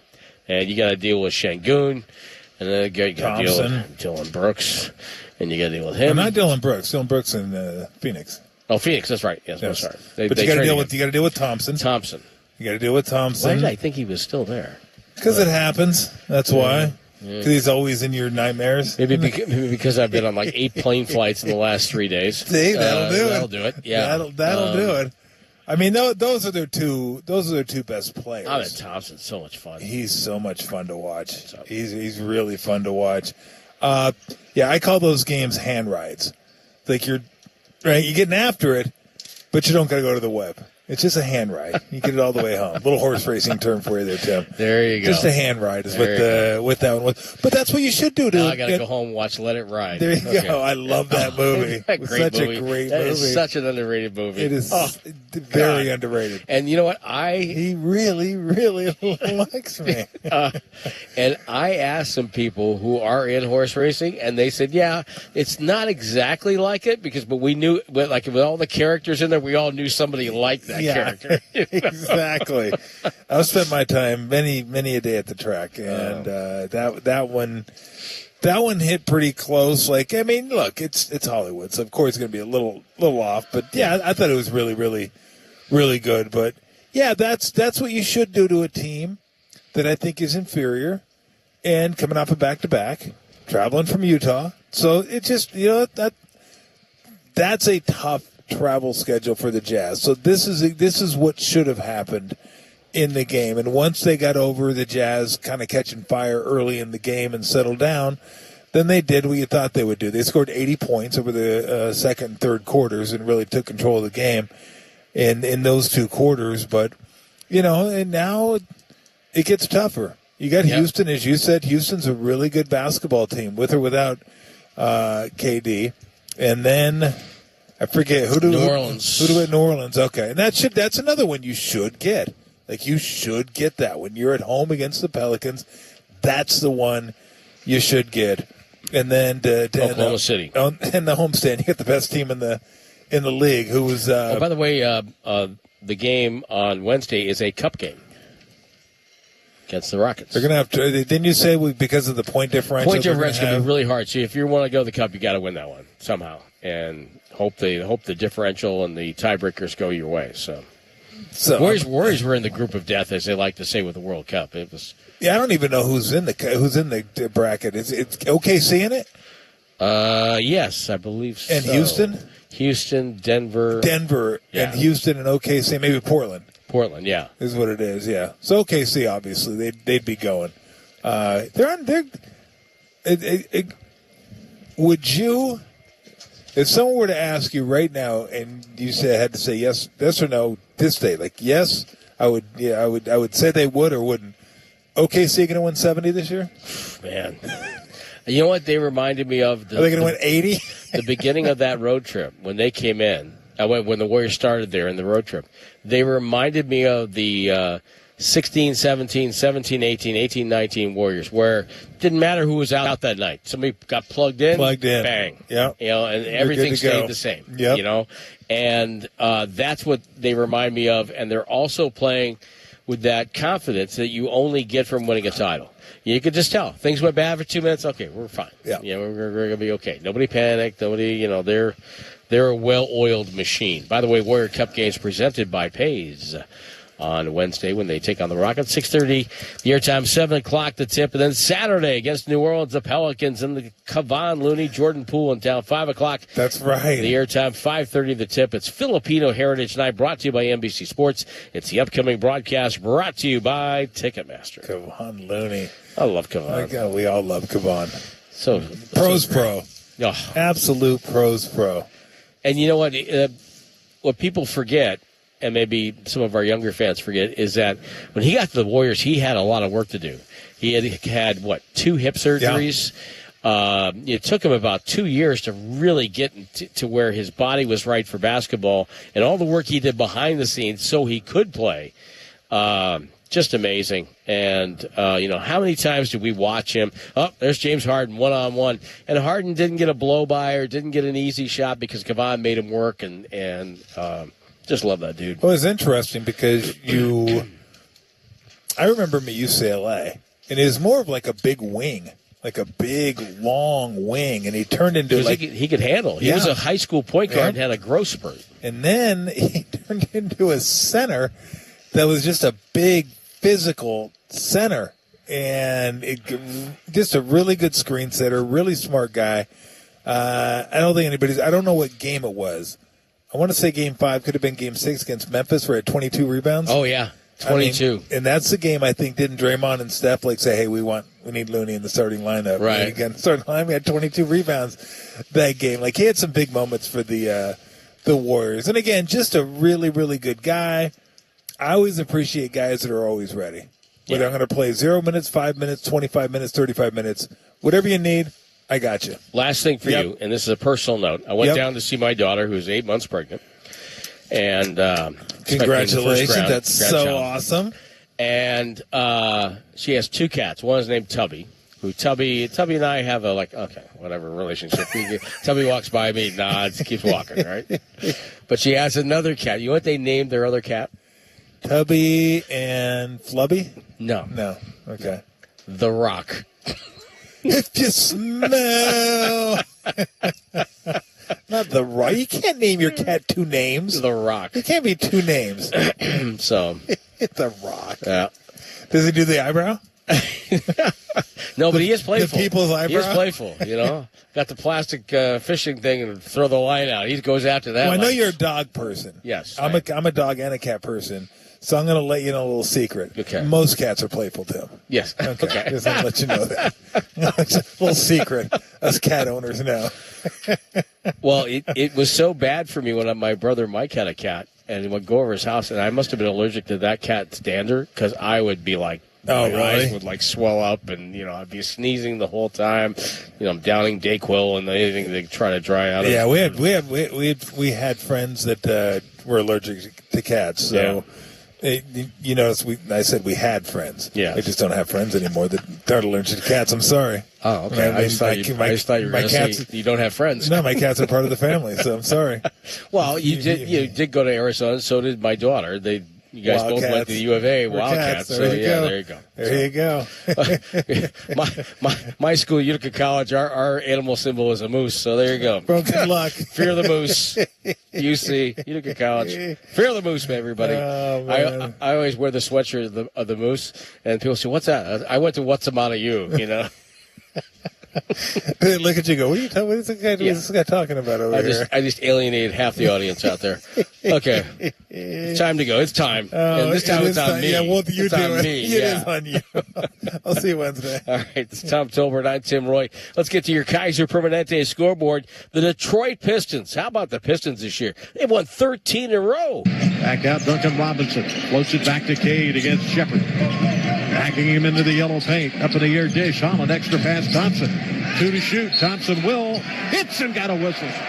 Brent Barnaky said, that's a foul. Mark Champion of the call. The Pistons Radio Network. They beat Indianapolis 117 in Indianapolis. Pistons are 15-2. Indiana, the exact opposite. Pascal Siakam, 24 points. And Cade Cunningham, 24 points, 11 rebounds, 6 assists. And as I mentioned, they have won 13 in a row. Right on their heels, well, it's not the Cavaliers, not the Knicks, it's the Toronto Raptors. Kick it out. Shed, swing. Ingram steps into a three. Bang! Down the bottom of the well. Ingram knocks it in the bottom of the well. 14-point lead. Timeout, Cleveland. Kenny Atkinson appealing to the officials. He's doing anything to turn off the water right now. I'll tell you this much. He better find a way to turn off Ingram. If not, he's going for a 50-point night. Uh-oh. he would finish with 37 as Toronto beats Cleveland 110-99. The Raptors are 13-5. The Cavaliers 12-7. Donovan Mitchell had 17 for Cleveland. He shot 41%. Toronto shot 48%. And as I mentioned, Toronto number 2 in the Eastern Conference. New York Knicks in the Battle of the Boroughs. Bridges right corner. Baseline drive on Powell up top to Towns. Left wing 3 in the air. He got it. Karl Anthony Towns, clearly not 100%. But he's got 37 points and 3 3-pointers. New York is 10-6 after a 113-110 win over the Knicks. Karl Anthony Towns had 37. Jalen Brunson 27 for New York, who outscored Brooklyn 52-28 in the paint. Tyler Hero is back on the hardwood for Miami. Tyler the drive, pushes it off the glass, got it to go. Bouncing outside that left block. Kissing that glass like he knows it well. Jason Jackson on the call for Miami. 12-6 are the Heat, 5-14 Dallas after Miami's 106-102 win. Hero with 24 points and 7 boards. And Cooper Flagg, 12 points and 7 rebounds for the Mavs, who are just struggling here in the early part of the season. Denver and Memphis. Loose ball comes down over to Watson. He throws top of the key over to Hardaway, gets down the lane. The layup is up and in. 119-108. Denver leads it by 11. The Orinda native, Tim Hardaway Jr. with the bucket. Denver goes to 13-4 thanks to a 125-115 win over Memphis. Nikola Jokic, just another day at the office. 17 points, 18 assists, and 10 rebounds. Denver without Aaron Gordon. He's injured. He's going to miss a couple of weeks. Jared Jackson Jr. had 16 points, and Jock Landale, 26 points off the bench for the Grizz. The Portland Trailblazers, tonight they were in Milwaukee. Grant your center court. Screen comes, gets to Klingon up top. Klingon loves the lob to DC, and he slams it down. A beautiful pass from Love, and Klingon with the finish. Travis Demers on the call for the Trailblazers Radio Network. They're 8-10. They beat the Giannis-less Milwaukee Bucks 115-103. Milwaukee's 8-10. Miles Turner had 13 points, 11 rebounds, and 4 blocks in a losing effort. Jeremy Grant had 35 points. He was a plus 39. And from 3, Portland outscored Milwaukee 54-39. Again, the Trailblazers get the win in Milwaukee. The final again 115-103. New Orleans, we'll see later on in the road trip. Bounce feed the DQ with the nail. Queen, backdoor cut Alvarado. He missed him. Queen got Williams up in the air and then politely lays it in off the box. Just the king of old man moves. Ty Graffinini on the call as the Pelicans got their 3rd win of the year, a 143-130 win in Chicago. Zion Williams with 29 points for the Pels. Sadiq Bey had 20 points and 13 rebounds. And Chicago losing this because they could not stop the Pelicans in the paint. 78-44 with the point differential in the paint. Nice win for the Pels. We'll see them later in the road trip, as I mentioned. Houston, will see them on Wednesday night. Thompson now one-on-one against Livers. 28 feet away from the basket. Crossover for men at the left double. Euro steps his way, puts up a 10-footer, front iron, and drops. Put a little extra English on it, and it worked. Matt Thomas on the call. The Rockets Radio Network. 114-92 was your final. Houston goes to 11-4 as Ahmed Thompson with 28 points, 7 boards, and 8 assists. Aaron Holiday playing some good ball. He has 22. And on the paint, it was 54-30, favoring the Rockets. Dylan Brooks had 29 for the Suns in a losing effort. Earlier in the Minnesota-Sacramento game, Rudy Gobert. You know, the best thing about it is the communication of Rudy Gobert calling out the screen so Mike knows it's coming. Here's the Mike lob to Rudy Gobert, and he hammers it through. Old reliable. The Conley-Gobert pick and roll. It was Alan Horton and Jim Peterson, the former Warrior, on their simulcast on the Timberwolves radio and television networks. 110-107 right now, though it's in overtime in Sacramento. Kings looking to get back-to-back victories. They lead by 3. DeMar DeRozan with 28. Keegan Murray, who's back on the floor. He has 14 rebounds, 26 points for the Kings. 41 for Ant Edwards on 15 of 28 shooting. And again, there's still time. 25.5 to go. And Sacramento leads 110-107. That's going to wrap up things from here. The Warriors get a win tonight over the Utah Jazz, a win that snaps a 3-game losing streak for Golden State. Sets them up maybe to have a decent homestand if they can convert Wednesday and Saturday and set themselves up for a nice finale against the Oklahoma City Thunder. For Tom Tobert and our entire crew, R.C. Davis will wrap up things from his Palatial Valley studios after a 134-117 victory for the Dubs over the Jazz. We say goodnight from Chase Center on the Warriors Radio Network. Ready for your next adventure? Welcome to San Francisco International Airport, your getaway to the world. With over 130 domestic and international destinations, SFO offers seamless travel experiences, stunning art installations, and delicious dining options. Whether you're flying for business or pleasure, our state-of-the-art facilities make your journey smoother than ever. Don't forget to explore our unique shops and local flavors. Pack your bags and take off from San Francisco International Airport. SFO, your adventure awaits. What if you could have reliable and intelligent Wi-Fi at the same price for 5 years? That's the Xfinity 5-year price guarantee. No annual contracts, no hidden fees, and our best equipment included. Just 5 years of Wi-Fi that boosts speeds to the devices that need them most, that finds and fixes problems before you even notice them, and that keeps you gaming in the fast lane. Lock in your price and unlock the possibilities. Xfinity. Imagine that. Select plans only. Restrictions apply. Tired of the same old night out? Head to Ghostwood Kitchen, your neighborhood spot for an incredible time. They take pride in their huge selection of in-house craft beer, innovative craft cocktails made with fresh ingredients, and full menu of delicious scratch-made food. From their smash burgers to their unique appetizers. Don't miss their special entertainment nights featuring Wednesday night trivia. On Friday and Saturday night, Ghost Hour is 50% off all drinks, 9 p.m. to close, and featuring a live DJ on Fridays. Find your vibe at Ghostwood Kitchen, 911 Main Street in Redwood City, and at Ghostwood.com. Hey, Dub Nation. If you're traveling to cheer on the Warriors this season, then the most important thing to pack is the United Airlines app. You can track your bags, change your flight or your seat, get a personalized map of the airport terminal, even talk to a live customer service agent. It's like having a travel agent in the palm of your hand for free. And yeah, that technically makes it a free agent. Download the United app and book your next trip today. United, proud to be the official airline of the Golden State Warriors. Make pet care stress-free with PetMeds, the official partner of the Golden State Warriors. As a trusted national online pharmacy for over 29 years, PetMeds is licensed in all 50 states to support your pet's wellness. We offer a comprehensive range of health solutions for every stage of life, from prescription medications to nutrition and supplements. Visit PetMeds.com and use promo code WARRIORS for 30% off your entire order. PetMeds, empowering you to help your pets live longer, healthier lives. No matter what you're eating during today's Warriors game, sharing a jar of Mazzetta makes it better. Just pop open that red cap to give your favorite snacks something extra, like crunchy jalapenos on nachos or zesty peppercini on sandwiches and sliders. It's just better. Mazzetta is a family-owned Bay Area company providing peppers, olives, pickled vegetables, and sauces since 1935. At Mazzetta, we say that when you share your food, you share a part of who you are. So grab your family and friends and share some unforgettable flavors with Mazzetta. What's up, Dub Nation? Do you want to get cash back on Warriors gear? All you have to do is sign up at Rakuten.com/Warriors, where you can earn 10% cash back in store and online at Warriors Shop. Once you're a member, shop your favorite stores like Fanatics and Ticketmaster and watch the cash back add up in your account. Rakuten is the most rewarding way for you to shop and maximize your savings. Join Rakuten for free today at Rakuten.com/Warriors or download the Rakuten app.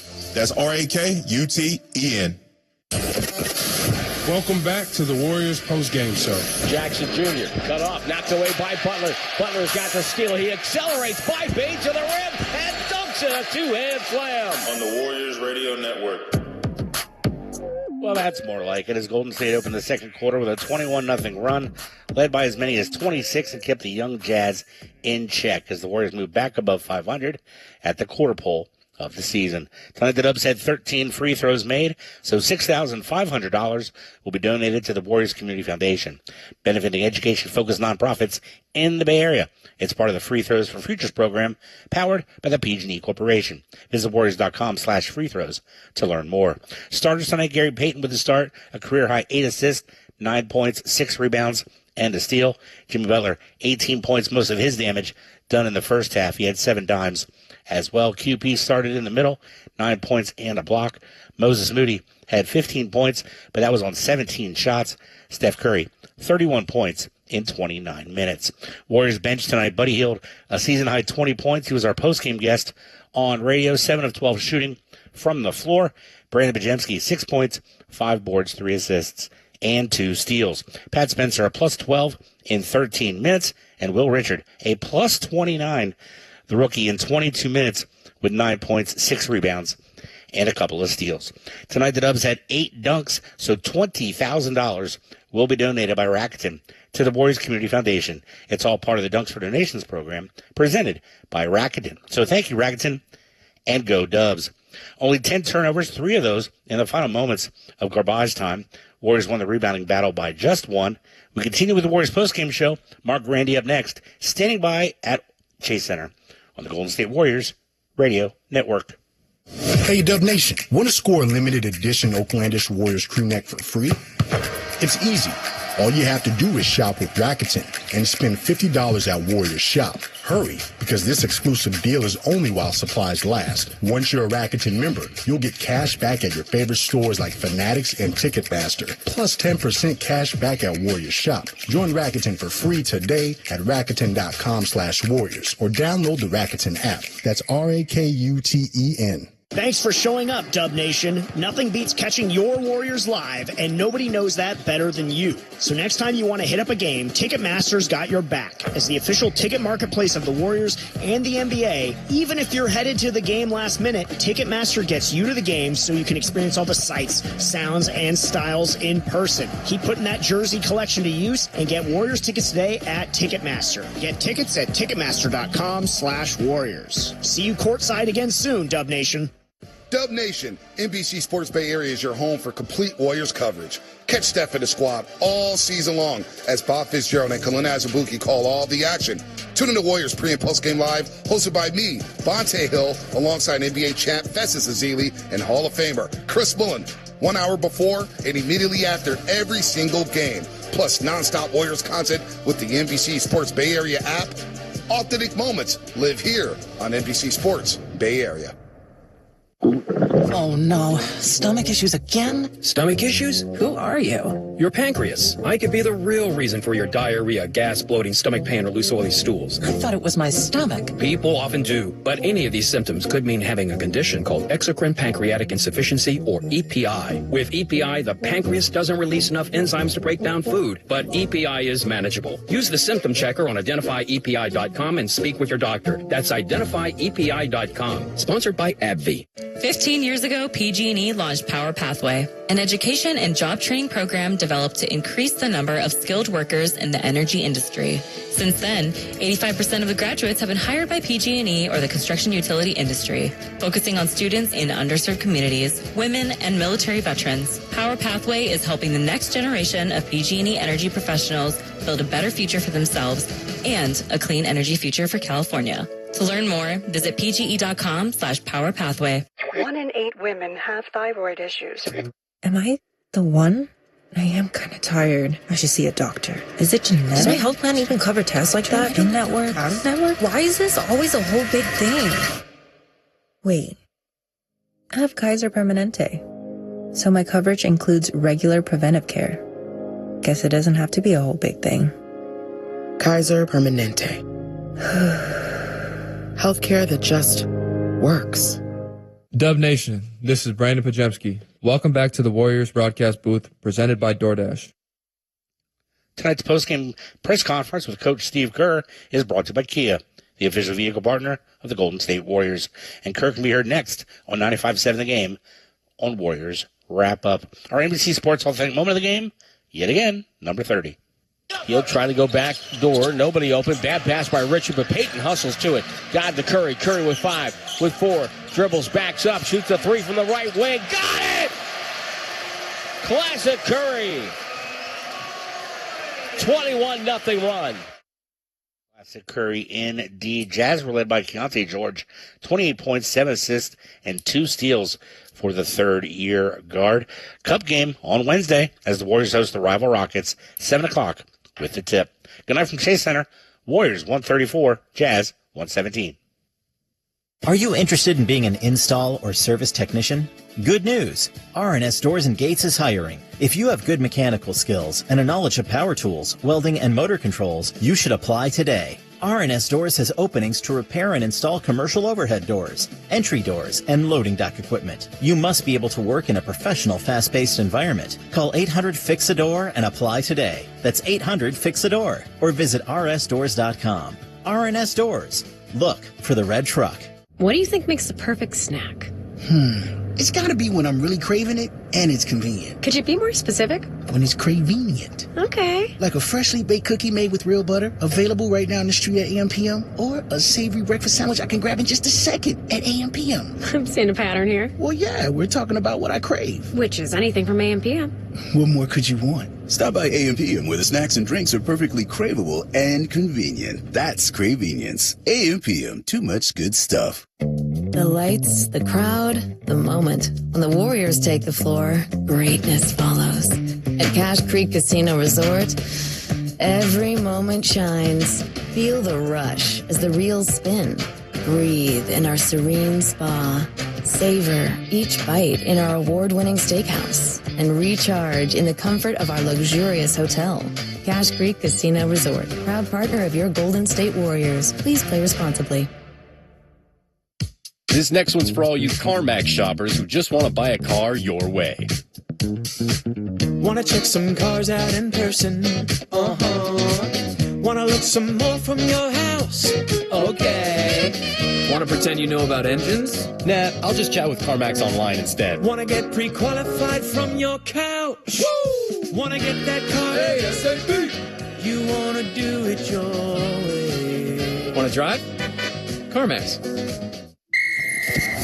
What's up, Dub Nation? Do you want to get cash back on Warriors gear? All you have to do is sign up at Rakuten.com/Warriors, where you can earn 10% cash back in store and online at Warriors Shop. Once you're a member, shop your favorite stores like Fanatics and Ticketmaster and watch the cash back add up in your account. Rakuten is the most rewarding way for you to shop and maximize your savings. Join Rakuten for free today at Rakuten.com/Warriors or download the Rakuten app. That's RAKUTEN. Thanks for showing up, Dub Nation. Nothing beats catching your Warriors live, and nobody knows that better than you. So next time you want to hit up a game, Ticketmaster's got your back. As the official ticket marketplace of the Warriors and the NBA, even if you're headed to the game last minute, Ticketmaster gets you to the game so you can experience all the sights, sounds, and styles in person. Keep putting that jersey collection to use and get Warriors tickets today at Ticketmaster. Get tickets at Ticketmaster.com/Warriors. See you courtside again soon, Dub Nation. Hey, Dub Nation. If you're traveling to cheer on the Warriors this season, then the most important thing to pack is the United Airlines app. You can track your bags, change your flight or your seat, get a personalized map of the airport terminal, even talk to a live customer service agent. It's like having a travel agent in the palm of your hand for free. And yeah, that technically makes it a free agent. Download the United app and book your next trip today. United, proud to be the official airline of the Golden State Warriors. To Curry, pump fake, flyby, 3 ball. You've been listening to Golden State Warriors basketball on the Warriors Radio Network. Presented by United Airlines. For tickets, visit Warriors.com or call 888-GSW-WHO. Don't you wish you were here? This Odyssey Sports broadcast has been brought to you by Geico. Switch and save. Get more with Geico. The lights are out. Curry gets it, the lights go out. The game is over. And we're here to pick up the pieces. This is Warriors Wrap-Up on 95.7 The Game. So a 17.4. Now the Warriors don't have to do anything at all. They're going to dribble it up. And the Warriors get a much-needed easy victory. And the homestand now starts 1-1. Jemski throws the ball up as the buzzer sounds. And the usual handshakes and the hugs. Will Hardy and Steve Kerr. Pleasantries at center court. Both head coaches work together at Team USA Basketball. Much needed Warriors win. They got the job done. 134-117 the final, as you just heard Tim Roy describe right here on 95.7. The game, the Dubs defend their home floor, and they knock off the Jazz. Welcome in. It's Warriors Wrap Up on 95.7 The Game. Mark Randy with you, coming to you live from Chase Center on this Monday evening, talking through this Warrior win. One they absolutely had to have, and they got the job done. It was a little questionable early, an 11-0 Utah beginning. Chase Center was nervous.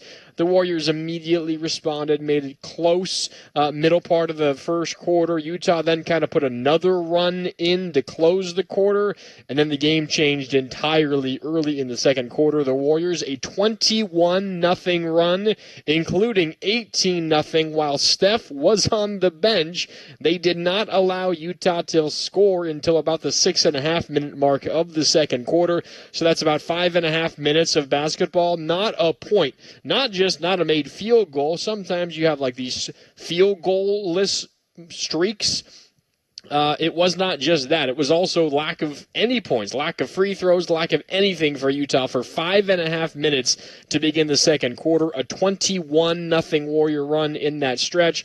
That changed the game. The rest of the way, the Warriors kind of cruised. They were plus 10 in the third as well. But once the Warriors went up with that second quarter run, it kind of felt like this game was over. And the Warriors win by 17 points, 134-117. Again, a win they absolutely had to have. They had lost 3 games in a row, including a really rough one at home on Friday to the Trailblazers, a game in which the Warriors led by 11 at one point. Didn't blow a gigantic lead in the fourth quarter of that game, but considering Portland's injuries and the way Steph played, you needed to get a win in that basketball game, and ultimately you did not. Then you come into this game, a game the Warriors were favored by double digits, and this is definitely a game they should win.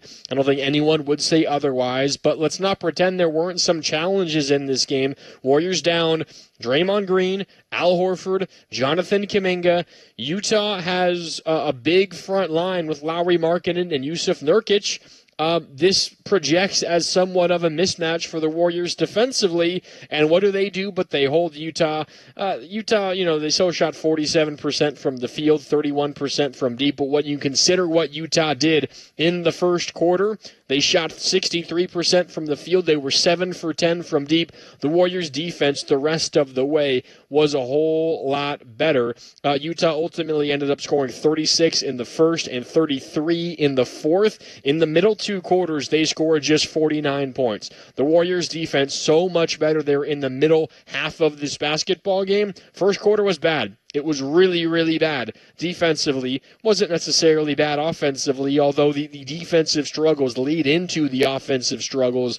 And then in the fourth quarter, the game, was over, and you waved the white flags, and it's bench mob versus bench mob. You can kind of throw the numbers out at that point. But this game was decided in the middle half, and the Warriors' defense was amazing in that middle half, and that, in my opinion, is what directly led to a lot of their offense. That 21-0 Warrior run to begin the second, which decided this game, the Warriors won by 17. They were plus 21 in the first 6.5 minutes of the second quarter. They were outscored the rest of the basketball game. Now, it was close, only outscored by 4, but the Warriors dominated for 6.5 minutes, and then it was basically an even game the rest of the way. And what led to that 21-0 run? Obviously, the Warriors made some shots. There was a Moses Moody 3. There was a Will Richard 3. There was another Moses Moody 3. There was a post corner 3. Some Jimmy Butler drives and scores. A Moody offensive rebound putback.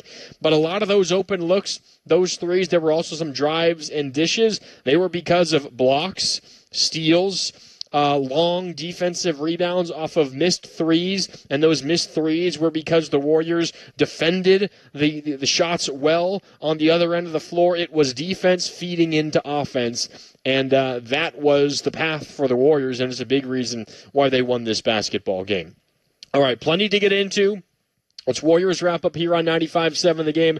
Mark Randy with you. Give me a call. Shoot me a text. The number is 888-957-9570. Again, 888-957-9570. I've got the text line up. The Boxer and Gerson Work Injury Attorneys text line. I see the 408. I see the 415. I see the 510. I see the 925 and more chiming in. Plus, if you want to weigh in on our YouTube chat, you can do that as well. YouTube.com/957 The Game. Everything we do on YouTube, powered by First NorCal Credit Union. I see you, Chico. I see you, TR. I see you, Symmetry. I see you, Sleepy. I see you, No. I see you, Papusa. I see you, Damon. I see you, Arnell.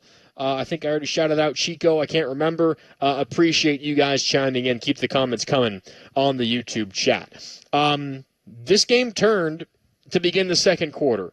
And I mentioned, I think it was because of the Warriors' defense. I think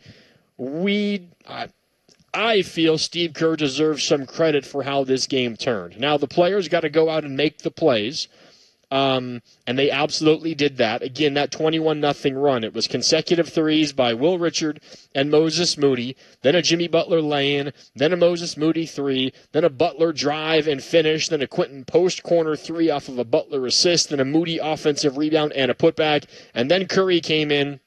And then it was a Curry three to make it a 21-0 Warrior run. The first 18 points of that 21-0 run were while Steph rested, which is why some of the numbers look a little weird. The Warriors won by 17 points, yet Steph was only a +4. How odd is it that Steph is not the leader in terms of plus-minus, but is one of the worst numbers, plus-minus numbers for the Warriors. In a game in which they won by 17, Steph was a +4, which means while he was on the floor, the Warriors were outscored by 13 points.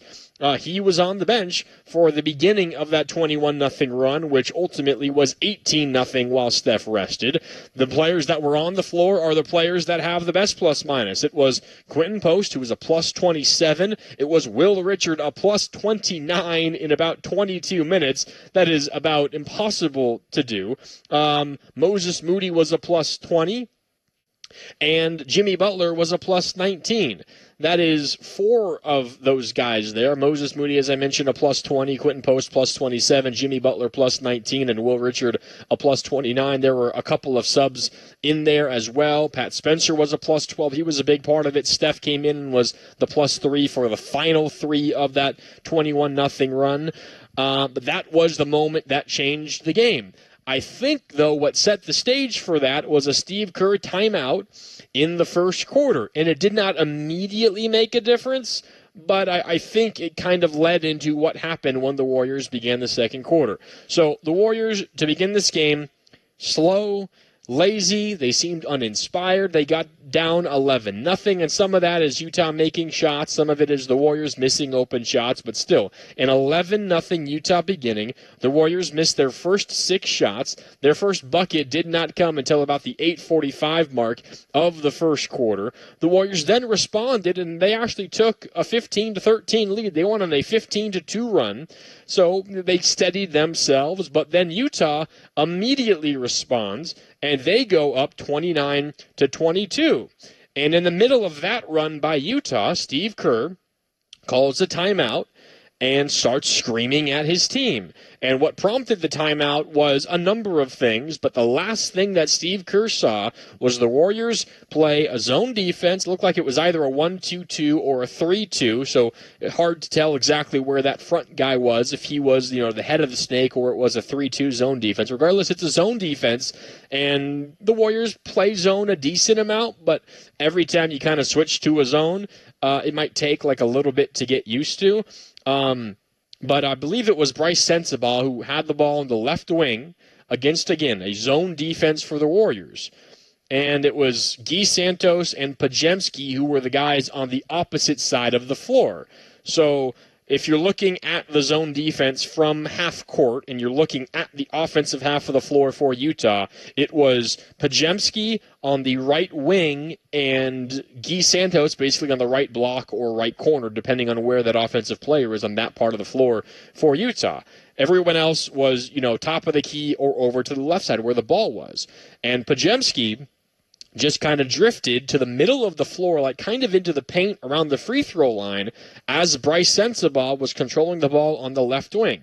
And for Podziemski, who, again, it's kind of his task in this zone defense with, defending the right wing area, just got sucked so far in for really no particular reason. There wasn't really a driver. There wasn't really a big making a cut to that spot. And if there was, you had help. I believe it was TJD who was on the floor at that point as one of the bigs down low. I think the big opposite Guy, I believe it was TJD.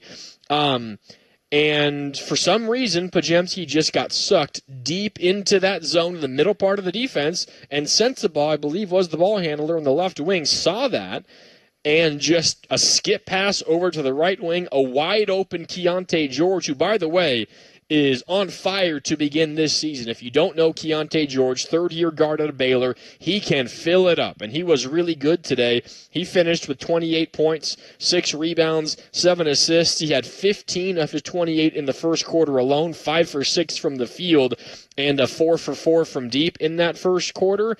But there was one particular three by George that frustrated Steve Kerr more than anything, and it was that one. Because just a simple lack of defensive principle and perhaps lack of focus.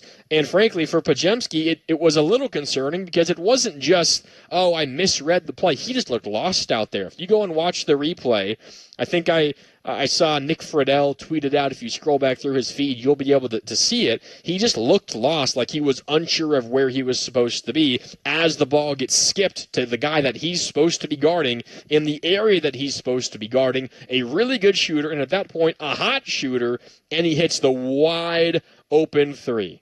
Wide open three. No one's even near him. And Steve Kerr, before the ball even goes in, like, you know how Steph Curry will celebrate a three before it even goes in?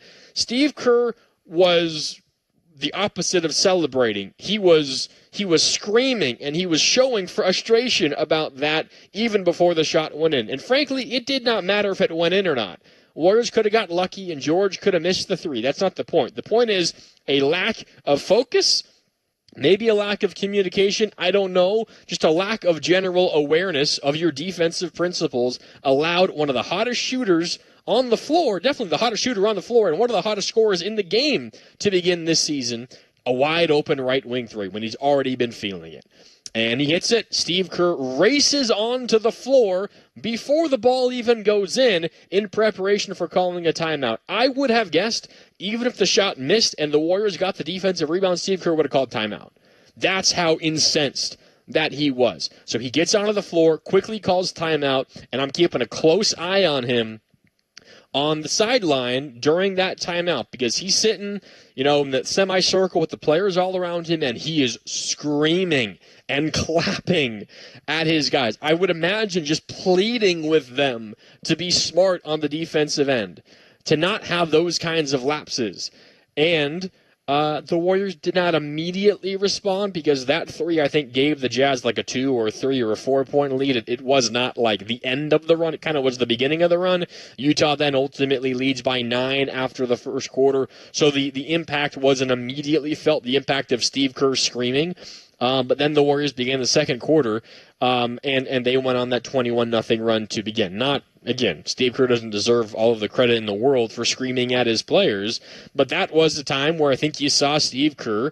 I don't know, flip the spread is not the right. We talked about this so much during the Giants season. Should Bob Melvin lay into his guys a little bit more for the base running mistakes and all of that? This was Steve Kerr in a very public space screaming at his players. Absolutely screaming at them. And maybe more important than just screaming at them and showing your frustration and pleading and begging them to be better defensively, Steve Kerr also changed rotations. Brandon Podziemski checked out at that point, having played 5 minutes and 48 seconds at that point, did not play the rest of the half. Did not play the rest of the half.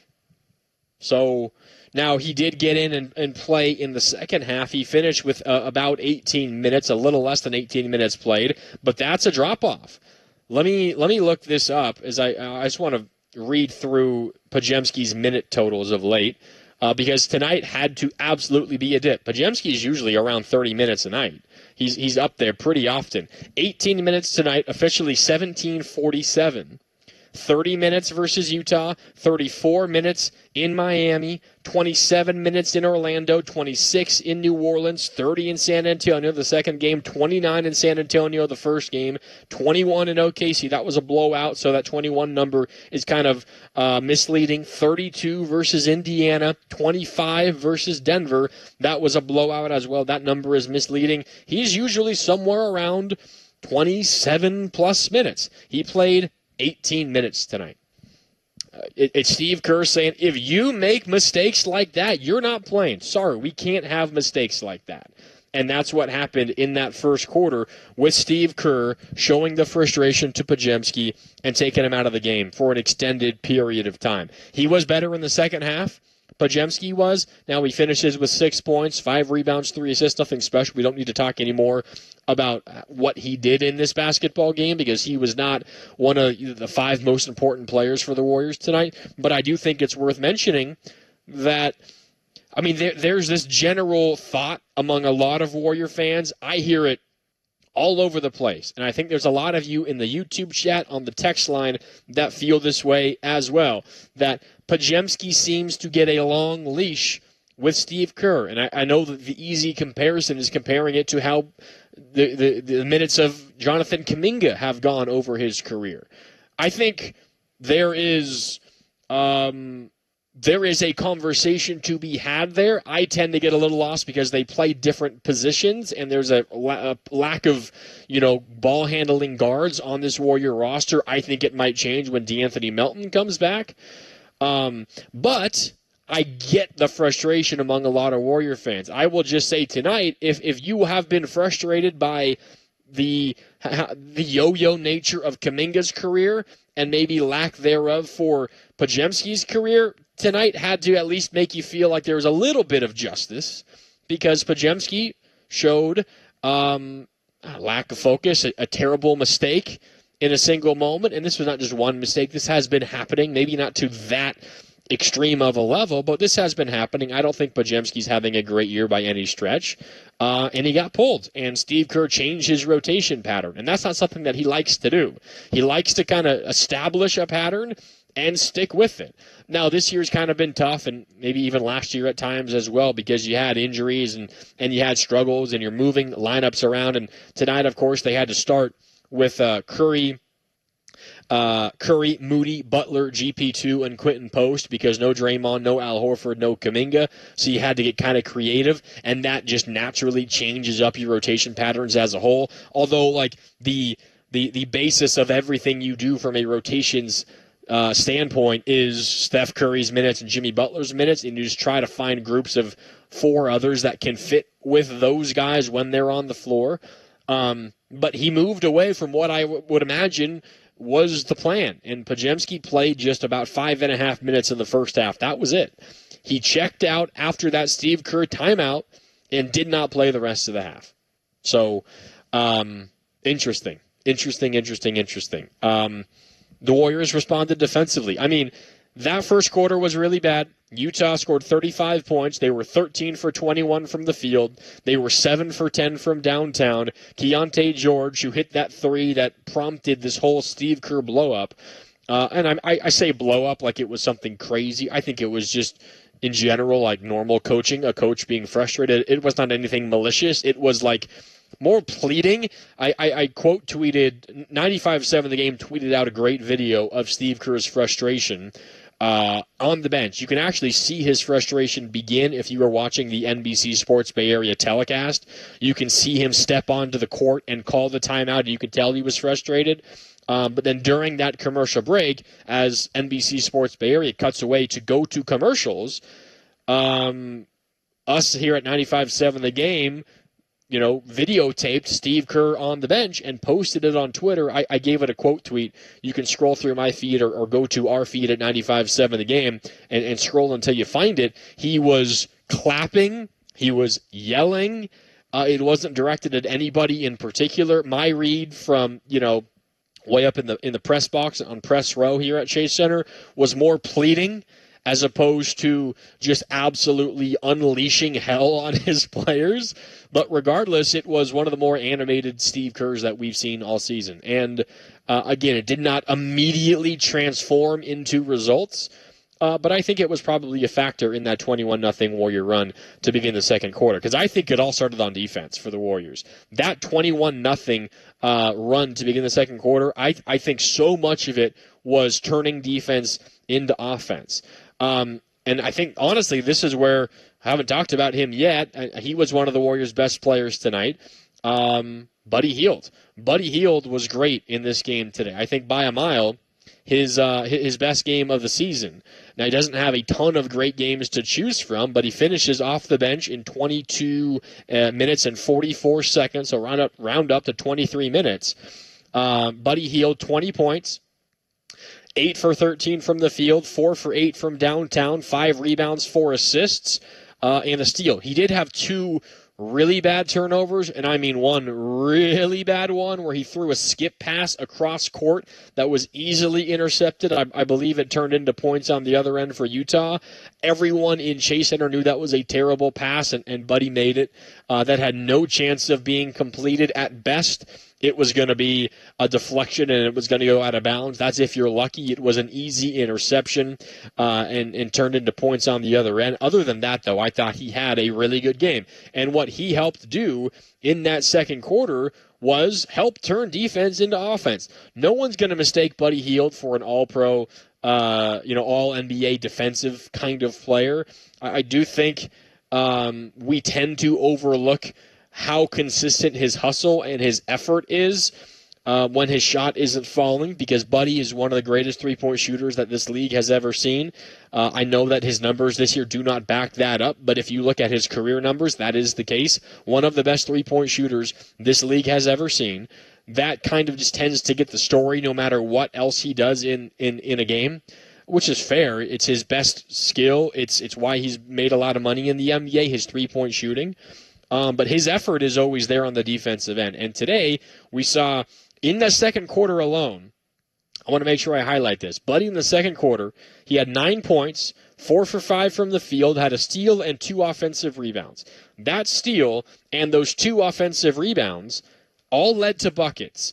The steal led to his own fast break bucket. He got a steal like at half court and had an easy breakaway bucket. 1 offensive rebound led to his own putback. And another offensive rebound led to a Butler bucket after Hield got the offensive board and dished it to a cutting Butler for a lay-in. That's 6 points from created by Buddy Hield's effort. And it was turning defense, specifically the steal, into offense. There were a number of times where the Warriors, they didn't turn the Jazz over a ton. Utah committed 14 turnovers, the Warriors just 10. So the Warriors won the turnover battle, and no surprise they won the basketball game. There were a couple of steals that turned into points. One of them was that Buddy Hield one. But a lot of the others were the Warriors forcing long misses. And then it was, outlet passes to streaking Warriors for fast break buckets on the other end. And I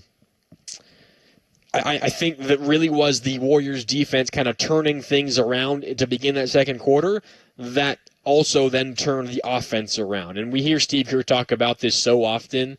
Him say the more stops we can get so we're not going against a set defense, it's going to make our offense 10 times better. And I think that's specifically what we saw from the Warriors in that second quarter, and it carried into the third quarter as well. No doubt, though, that second quarter was kind of the high point of the Warriors. The second quarter was 41-20 in favor of the Warriors. Utah in the second quarter went 8 for 28 from the field and 2 for 11 from downtown. Let's just take a look at the second quarter numbers second quarter alone, because they were pretty crazy in this one. As I mentioned, Utah 8 for 27. That's a little less than 30% from the field. I think I might have said 8 for 28. They were officially 8 for 27. There might have been a heave there at the end, which doesn't go to a player. It's technically a team field goal attempt. Whatever. 8 for 27, 8 for 28. Not good. Sub 30% from Utah in the second quarter. 2 for 11 from downtown. The Warriors, by contrast, 17 for 29. That's just a tick under 59% from the field, and 7 for 13 from downtown. Some of that is making shots. And, Post made a corner three, Moody made a couple of threes, but those were good looks. And why were they good looks? Because the Warriors were getting stops on the other end, and, they pushed the tempo, and they managed to get shots up versus a defense that wasn't set just yet. Fast break points, it wasn't a crazy number for the Warriors, but 10-2 in favor of the Warriors in that second quarter. That's a pretty big number. I thought I was looking at a game number. That's just the second quarter number. 10-2 for the Warriors in the second quarter in fast break points. As a whole, it was actually 21-14 in favor of Utah. And that goes to show just how different that second quarter was than really any other period in this game. Fast break points in the second quarter, 10-2 Warriors. The rest of the game was 19-4 in favor of Utah. That second quarter, I think, is just like if we are to pick a quarter of this season, not a quarter of the whole season, a single quarter, 12 minutes of basketball over the course of the first 19 games the Warriors have played. If you ask Steve Kerr for one quarter of basketball to kind of show the plan that they want to employ, it honestly might be that second quarter. Just lock in on defense and let that kind of flow into your offense. And that's what happened in the second quarter for the Warriors when they outscored Utah 41-20. It was a dominant Warrior second quarter, and it led to that 17-point win. All right, 888-957-9570 if you want to weigh in. Again, 888-957-9570. I've also got the text line up as always. That's the Boxer and Gerson Work Injury Attorneys text line, and the YouTube chat is flowing as always here at youtube.com/957 the game. We got a break coming up in a couple of minutes, but let's get out to the phones before we do that because Eric in Millbrae is standing by. What's up, Eric? You're on Warriors Wrap-Up with Mark Randy. What do you got? Hey, what's going on, man? Yeah, much better tonight, especially coming off that debacle against Portland on Sunday night. I like that. I wish Warriors could have more quarters like that second quarter. That was the old version of Warriors basketball when they're really rolling. Love the way Buddy Buckets, I know he's inconsistent, but when the guy's on, he's lights out. That Curry was his usual great self. Jimmy Buckets all around great. But just all in all, I wanted to see how the Warriors would bounce back coming off of the way they lost to Portland. I know the record isn't good for Utah, but they're feisty.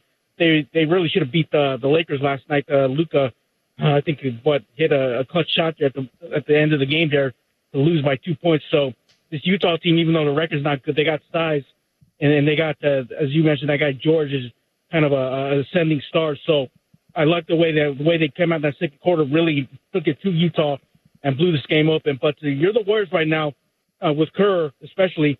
You got to have a short leash with Pods. You can't have one of your supporting casts really kill you out there because you're not good enough to really overlook any team right now. So that's the least short leash he has to have on Pods. If you have to take him out, so be it, and go with Richard or Spencer or even Guy Santos. So be it. I think Pods may be going to decline when what's his name? What's his name slipping right now? Melton. When Melton's back, yep. I think his minutes are going to be cut even more. So the Warriors really got to lock in and focus because right now the Western Conference is even better than was last year. So there's no guarantee that they're going to have a run like they did last year because you might have a matchup in the play-in where you get knocked out because it's loaded top to bottom. So I'm hoping the Warriors really rein in here. They got a really tough matchup. I don't know if KD is going to play on Wednesday. He's not. Nonetheless, Houston's still a hell of they're still a hell of a team, one of the top three teams in the West right now. And then obviously you got New Orleans, and then I'm going to be at that game next week against defending champs, which they're the bare standard right now for the league of who you want a gun to take out. So I'm hoping the Warriors really can make hay at home because right now they've been a debacle on the road. So at least minus that game last against Portland. They're really money at home. So I'm hoping they really put a good stretch here at home because they really need it. So hopefully this is a good sign of teams to come going forward, especially at the home case before they really get going back on the road here. You got some games to make up for the way they've looked on the road. So handle their business, and we'll see Wednesday night against a really tough team. And I'll get your thoughts on that. Thanks for the time, man. Yeah, appreciate the call, Eric. No KD with the Rockets when they're in town coming up on Wednesday. We'll see about Draymond and for the Warriors. I would imagine no Kuminga still. The update from Kerr is he doesn't know when Kuminga is going to be back. No Al Horford, we already know that. So the question really in my mind is around Draymond Green's availability, but no Kevin Durant. He also missed their game against Phoenix. KD did. And he's also missing this game against the Warriors due to personal reasons. We don't know exactly what's going on. Hope everything's all right with KD, but no KD. Not even going to be with the team, I think, if memory serves, on Wednesday. But we'll see how that goes. As Eric said, Houston is still a really good team, and specifically a really good defensive team. The Warriors know it from that playoff series last year. Amen Thompson's taken a leap. He's an ascending, not just star, but potential superstar in this league. We'll see what that matchup is like. It should be a grinded-out basketball game, especially if Draymond Green is back, and they're going to need him to help defend against Şengün and company. We'll see how that game plays out. I do think the Melton point that Eric brings up is a good one, because, again, I think part of the reason why maybe there's been less of a reaction from Kerr to some Podziemski mistakes is because of, well, who are you going to replace him with in the lineup? And the Warriors at times have had, an excess, not of great wings, but of wings and players you can play that in the position that Kuminga plays. And for Podziemski, right now on the Warriors roster, guys that can kind of fill in for what Podziemski does, which is just like ball handle and try to, is Pat Spencer. Will Richard, is a guard, but he's not a ball handler and a creator. He's been amazing. He has blown past everybody's expectations. But it's not as if it's just to say, all right, Will, you're getting all of Brandon's minutes. That's not really how it works. Now, what I will say is if Melton is here, that conversation shifts entirely. So when Melton comes back, it will be really interesting to see how the rotation changes, and specifically maybe how Podziemski's minutes change. Okay, let's take a break. When we come back, more time for your calls, your texts, your chats on YouTube. Plus, we will hear from Warriors head coach Steve Kerr, who has addressed the media post-game as well. All of that and more. It's Warriors Wrap-Up. Mark Randy with you. Dubs knock off the Jazz 134-117. More Warriors Wrap-Up next on 95.7 The Game. I love giving gifts, and the holidays are the perfect excuse to show everyone I care for just how much they mean to me. Family, friends, and most importantly, the babysitter. 1-800-Flowers makes it easy with on-trend, one-of-a-kind Christmas gifts that bring smiles to every doorstep. From festive peppermint bouquets to cozy holiday plants, I can find something special for all the people I love. Right now, get up to 40% off Christmas bestsellers at 1-800-Flowers.com/listen. That's 1-800-Flowers.com/listen to save up to 40% off. A Mochi moment from Sadie, who writes, I'm not crying, you're crying. This is what I said during my first appointment with my physician at Mochi, because I didn't have to convince him I needed a GLP-1. He understood, and I felt supported, not judged. I came for the weight loss and stayed for the empathy. Thanks, Sadie. I'm Myra Ahmed, founder of Mochi Health. To find your Mochi moment, visit joinmochi.com. Sadie is a Mochi member compensated for her story. This ad is brought to you by GSK. Have you considered starting Ojjaara momelotinib for your appropriate patients? Review the efficacy of Ojjaara, including data from our head-to-head trials, Simplify-1 and Momentum, at startojjaara.com. That's startojjaara.com. Bidding on a lighting project? Graybar makes it easy from design to delivery to job site logistics. Smart, scalable, and job site ready. Yep, Graybar does that. Black Friday? More like Black Friday, yay!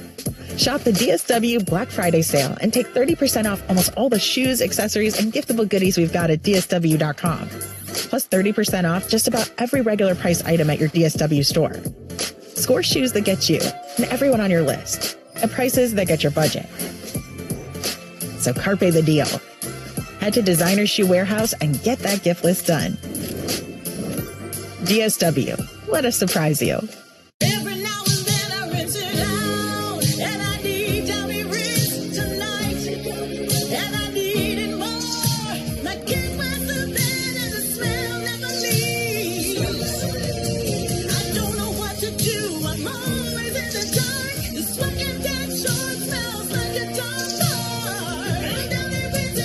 Downy Rinse fights stubborn odors in just one wash. When impossible odors get stuck in, Rinse it out. With Black Friday savings at the Home Depot, you can get up to $1,400 off, plus get free delivery on select appliances like LG, America's most reliable line of appliances. Check out the newest LG refrigerator with new mini craft ice, straight from the dispenser. Shop Black Friday savings on select LG appliances, plus get free delivery now at the Home Depot. Free delivery on appliance purchases of $396 or more. Offer valid 11/5 through 12/3. U.S. only. See store or online for details. It's never too early for Lowe's Black Friday deals. Snag some of our biggest savings of the season right now, like 25% off select pre-lit artificial Christmas trees. And get yourself free select DeWalt, Cobalt, or Craftsman tools when you buy a select battery or combo kit before the Black Friday rush. Because everyone loves free stuff, right? Lowe's, we help, you save. Valid through 12/3 while supplies last. Selection varies by location. Kids scattered across time zones? Christmas morning FaceTime hits different than being together. But distance doesn't have to mean disconnected. So I created a new tradition. Delivered on December 1st, everyone gets a Christmas cactus plant from 1-800-Flowers.com. The plant blooms all holiday season long, reminding them of my love even when I can't be there. Order your Christmas cactus today before it sells out, or choose from other holiday bestsellers up to 40% off at 1-800-Flowers.com/listen. That's 1-800-Flowers.com/listen. A Mochi moment from Sadie, who writes, I'm not crying, you're crying. This is what I said during my first appointment with my physician at Mochi, because I didn't have to convince him I needed a GLP-1. He understood, and I felt supported, not judged. I came for the weight loss and stayed for the empathy. Thanks, Sadie. I'm Myra Ahmed, founder of Mochi Health. To find your Mochi moment, visit joinmochi.com. Sadie is a Mochi member compensated for her story.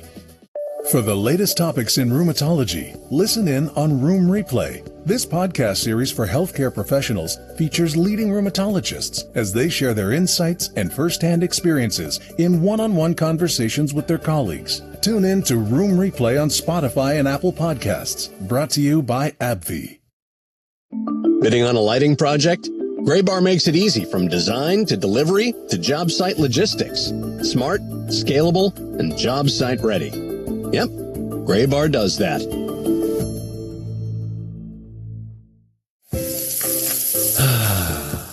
That's the sound of James adding long-lasting Gain scent boosters to his laundry this morning. Several hours later, James sniffs the irresistible scent of Gain on his shirt.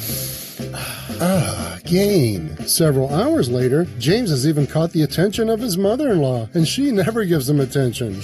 Ooh, you smell amazing, James. Oh, thanks, Mom. I love you too. I never said that. Add Gain scent boosters to your laundry. Add joy to your day. He'll try to go back door. Nobody open. Bad pass by Richard, but Peyton hustles to it. Got to Curry. Curry with 5, with 4. Dribbles, backs up, shoots a 3 from the right wing. Got it! Classic Curry. 21-0 run. Now back to Warriors Wrap Up on 95.7 The Game. 21-0 Warrior run to begin that second quarter. They went from down 9. It was 35-26 in favor of the Jazz. 35-26 in favor of the Jazz. Then a 21-0 Warrior run to go up, 47-35 from down 9 to up 12 over the course of about 5.5 minutes. What a crazy change that was. And that highlight of Stephen Curry hitting that 3 was the 19th, 20th, and 21st points of that run. He finished with 31 points, just ho-hum. Steph with 31, 12 for 24 from the field. It was kind of a volume night for Steph, 6 for 17 from deep, but He was amazing in the third quarter. The Warriors as a team were great, and it was the defenses they talked about kind of feeding into the offense. I thought the second quarter and that run was basically, it wasn't all, but a lot of it was Moody and Jimmy Butler. In fact, in that 18-0 run, before the timeout, which then led to Stephen Curry re-entering, 18 points, 18-0 run to begin the quarter. Again, it ultimately became 21, but just focusing on the first 18 because it was kind of encapsulated in one stretch of play. 18-0 Warrior run. Jimmy Butler scored or assisted on 10 of those 18 points. He scored 4, assisted on 2 threes, so that's 10 total points that he scored or assisted on. And Moses Moody had 8 points to go with 3 rebounds and a block. I thought those two were at the center of that run. It was Moses Moody and Jimmy Butler defensively, and I think specifically Jimmy Butler defensively, and a little bit of Buddy Hield as they talked about. And then it was Jimmy Butler and Moses Moody offensively, and Butler mostly creating for others. He had 4 points, but a couple of assists in that stretch. And by the way, if you were listening on Warriors Live, you heard me say I liked Jimmy's over on assists, and that hit. He finished with 7 assists. Only GP2 had more for the Warriors tonight. He had 8. Jimmy Butler had 7. When the Warriors get in these, it wasn't an entirely dire game. It's not like season's over if you lose, but, major red flags start flying if you lose this game. Whenever that's the case, specifically with Draymond out tonight, I think the Warriors really simplify on offense, and it's just, all right, if Steph's not in, and even sometimes when Steph is in, let's get the ball to Jimmy and run the offense through him. Now, that's not just Jimmy isolate, back down, get to the line.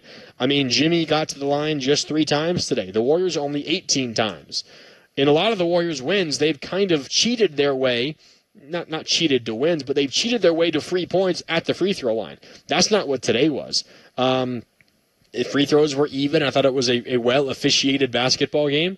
It was just good offensive execution, and I think a lot of that in moments like this, when there's a little bit of pressure on the Warriors to win a basketball game and snap a streak and avoid the, oh no, we better not lose this game. It's just, all right, deep breath, let's play simple basketball. Jimmy, we're giving you the ball, let's figure this thing out. And I think that's a lot of what that second quarter was. And it led to a Moody 3. It led to a post 3. And he got a couple of buckets himself. One of his buckets was off the Hield offensive rebound and Hield assist. But a lot of it, I think, is just, can Jimmy Butler kind of get us through these non-Steph minutes? And did he not just get them through these minutes? He led the Warriors to dominate. Again, while Steph rested, 18-0 Warrior run. I wonder, and I don't know how I'd find this. It would take a very long time. I wonder if there's ever been a larger unanswered run for the Warriors while Steph was on the bench in his career. It's probably happened because he's playing for, 17 years now? It's 16 or 17. It's probably happened. But an 18-0 run while Steph rests, that's almost unheard of. And a lot of that was, again, Jimmy Butler and Moses Moody. I started talking about this, though, because I was chatting on our YouTube chat, youtube.com/957thegame, with everyone on there about the 49ers game. The Niners were hosting the Panthers. It was Monday Night Football. There's still a lot of chat on our YouTube chat about that. Lots to talk about the Niners tomorrow here on 95.7 The Game. I'm going to head home after I wrap things up here on Warriors Wrap Up and watch that game. Going to be a late night for me.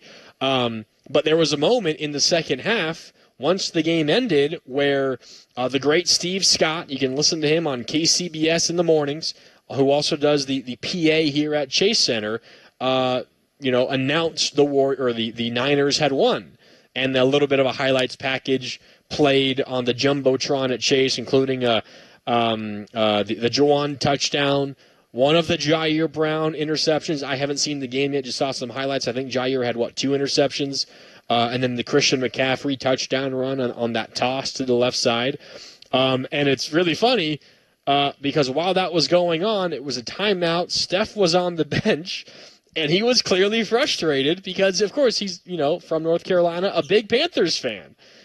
So Steph was probably the only person in the building who was upset at that Niner win.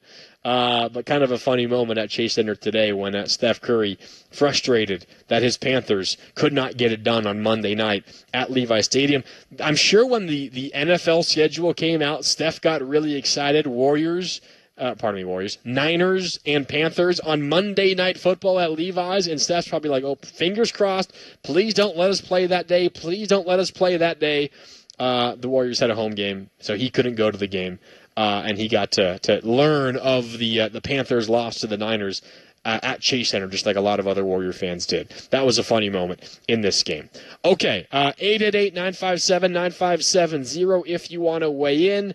Kids scattered across time zones? Christmas morning FaceTime hits different than being together. But distance doesn't have to mean disconnected. So I created a new tradition. Delivered on December 1st, everyone gets a Christmas cactus plant from 1-800-Flowers.com. The plant blooms all holiday season long, reminding them of my love even when I can't be there. Order your Christmas cactus today before it sells out, or choose from other holiday bestsellers up to 40% off at 1-800-Flowers.com/listen. That's 1-800-Flowers.com/listen. For the latest topics in rheumatology, listen in on Room Replay. This podcast series for healthcare professionals features leading rheumatologists as they share their insights and firsthand experiences in one-on-one conversations with their colleagues. Tune in to Room Replay on Spotify and Apple Podcasts. Brought to you by AbbVie. You won't see the engineer that slams the Nissan Rogue's door 13,920 times, or the corrosive chamber that simulates 15 years of life in 5 months, or the Rogue heat baked for over 300 combined hours. What you will see is a vehicle that can take punch after punch and keep rolling. Nissan, #1 in new vehicle quality among mainstream brands by J.D. Power. We put it through the worst, so you get its best. For J.D. Power 2025 U.S. Initial Quality Study Award information, visit jdpower.com/awards. Awards based on 2025 model year. Newer models may be shown. Lowe's early Black Friday deals are going fast. Don't miss up to 50% off select major appliances. Plus, up to an extra 25% off when you bundle select major appliances. And with Christmas around the corner, you're going to need more string lights, right? Save $4 on GE LED 100 count string lights, now just $5.98. Lowe's, we help, you save. Valid through 12/3. Selection varies by location. Select locations only. While supplies last. See Lowe's.com for more details. You know that Big Bargain detergent jug is 80% water, right? It doesn't clean as well. 80% water? I thought I was getting a better deal because it's so big. If you want a better clean, Tide Pods are only 12% water. The rest is pure, concentrated cleaning ingredients. Oh, let me make an announcement. Attention shoppers, if you want a real deal, try Tide Pods.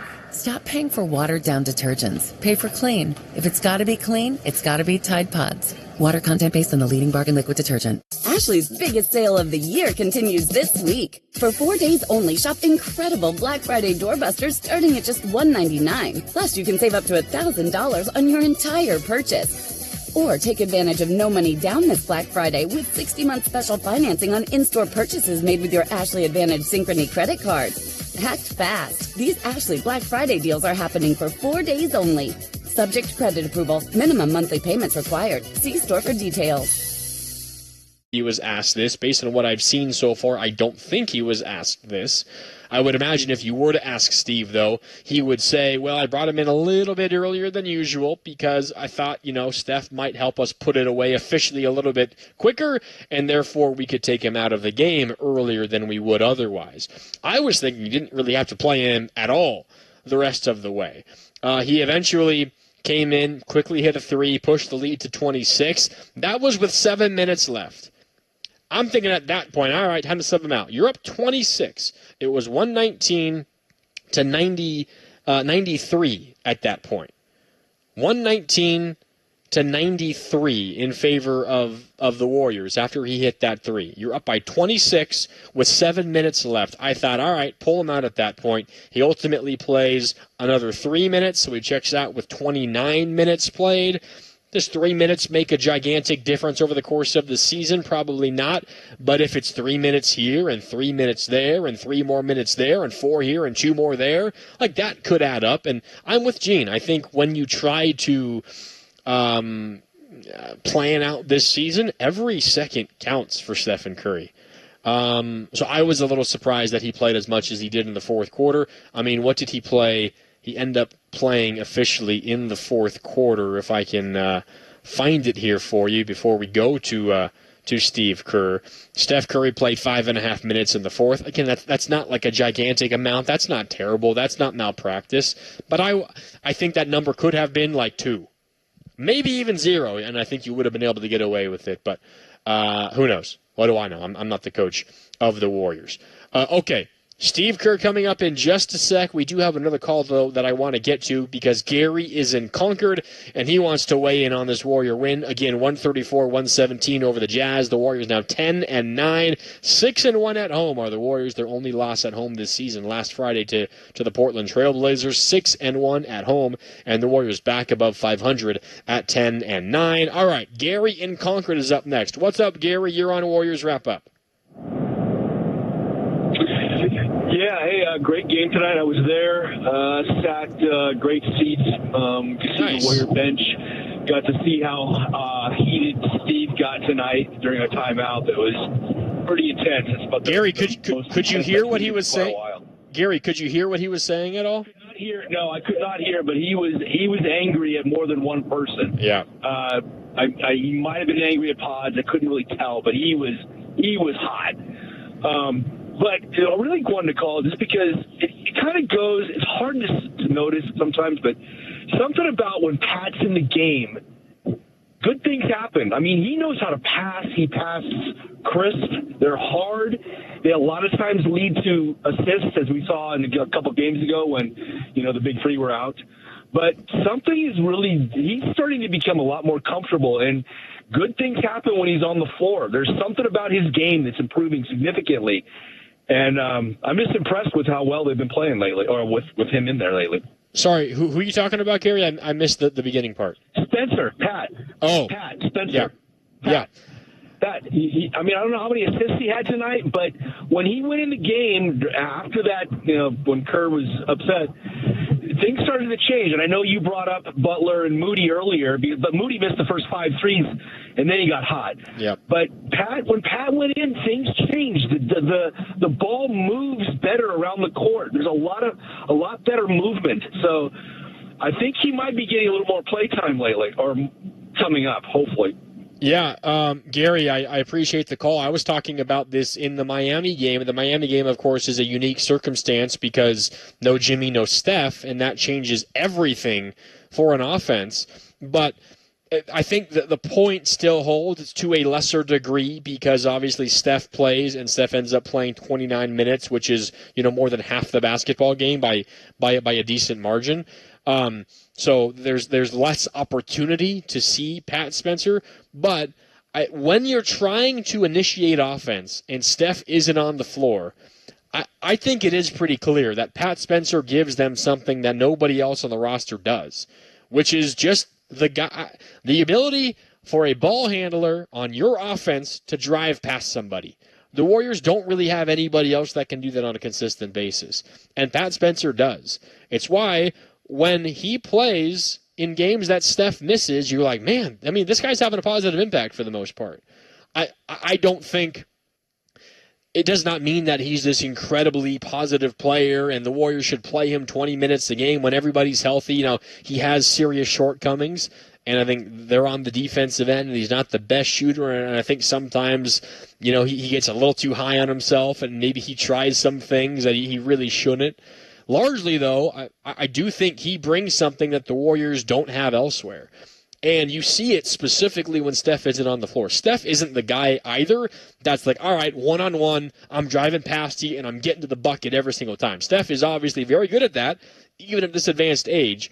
But he just changes the geometry of the court just with his presence alone, that gives the Warriors an advantage. And they don't have to necessarily beat somebody off the dribble to have an advantage. Just Steph's gravity gives you an advantage. When Steph is off the floor, you need somebody else to create an advantage. And with not any other great shooter, and even if you are a great shooter, like say your Buddy Hield and you're having a good year, you don't have the gravity impact that Steph does. No one in the NBA does. No one in NBA history ever has had the impact that Steph has on a defense just by being out there. The ball could not be in your hands. You could be standing in the corner, and you're impacting every inch of that floor because you're Steph freaking Curry. So when he sits, how do you generate an advantage on offense? it kind of becomes simpler, and it's just, all right, can somebody beat their guy one-on-one? And for the Warriors across the board, it's, all right, can Jimmy beat his guy one-on-one? You know, maybe at times if he can bait them into a foul, which he's really good at, but not like drive past you, I'm facing you up, I'm giving you a jab, jab, jab, spin, drive, layup. Every once in a while, but not like super consistent. Can Moses Moody do that? No, not a good enough dribble, and probably not quick enough either. Can Podziemski do that? No, I think he's too slow at the point of attack on offense. Can Buddy Hield do that? No. Can Will Richard do that? No. Can GP2 do that? No. So Pat Spencer is one of those guys that can. Now I see this come in on the YouTube chat. Berkeley Coding Academy says Jimmy beats people all the time. Yeah, just talking about that. I just don't think it's general, straight up, top of the key, I'm driving past you to the hoop and getting a bucket.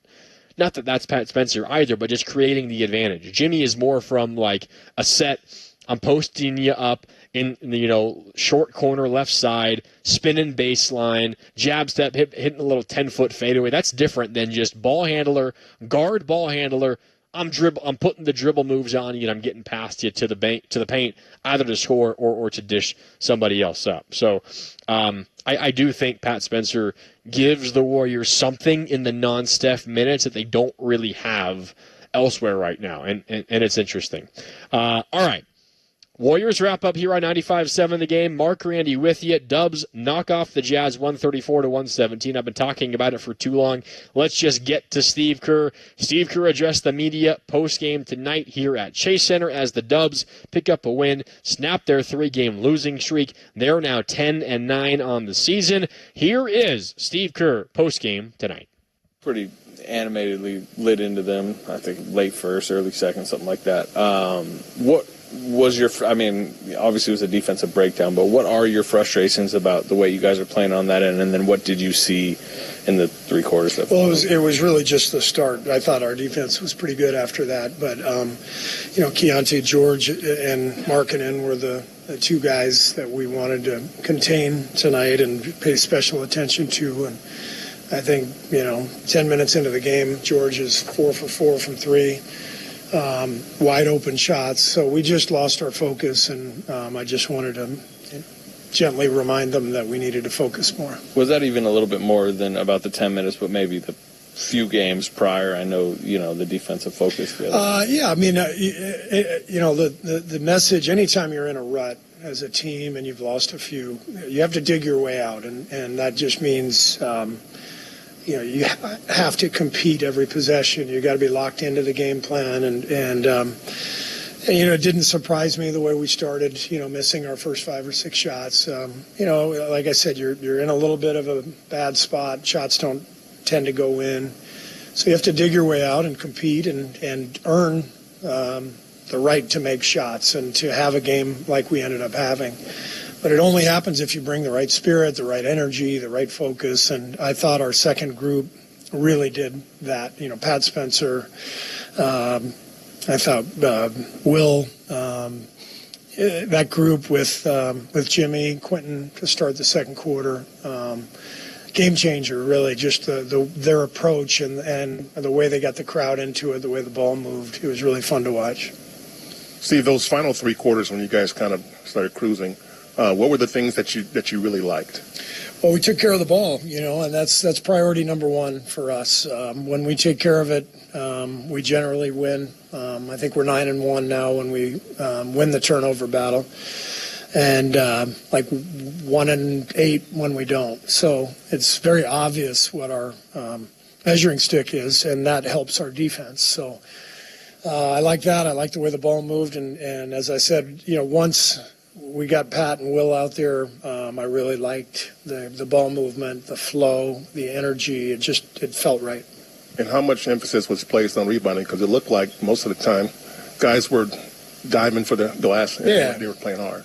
Yeah, the energy was right. And if the energy is right, usually you're going to rebound the ball pretty well because you're in. My parents made every Christmas magical. And even though we're miles apart, I still want them to feel loved and remembered during the holidays. That's why I'm sending something beautiful from 1-800-Flowers. Their Christmas bestsellers are timeless, heartfelt, and just what they'll love.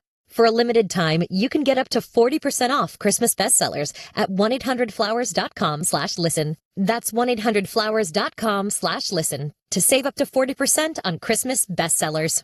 Shop now. At Mayo Clinic, we are solving the unsolvable.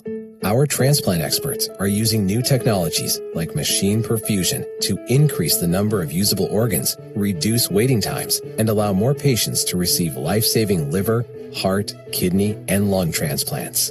We're making more possible at Mayo Clinic because every day we're doing what's never been done. Learn more at mayoclinic.org/possible. Mayo Clinic, you know where to go. Every holiday shopper's got a list, but Ross shoppers, you've got a mission. Like a gift run that turns into a disco snow globe, throw pillows, and PJs for the whole family, dog included. At Ross, holiday magic isn't about spending more, it's about giving more for less. Ross, work your magic.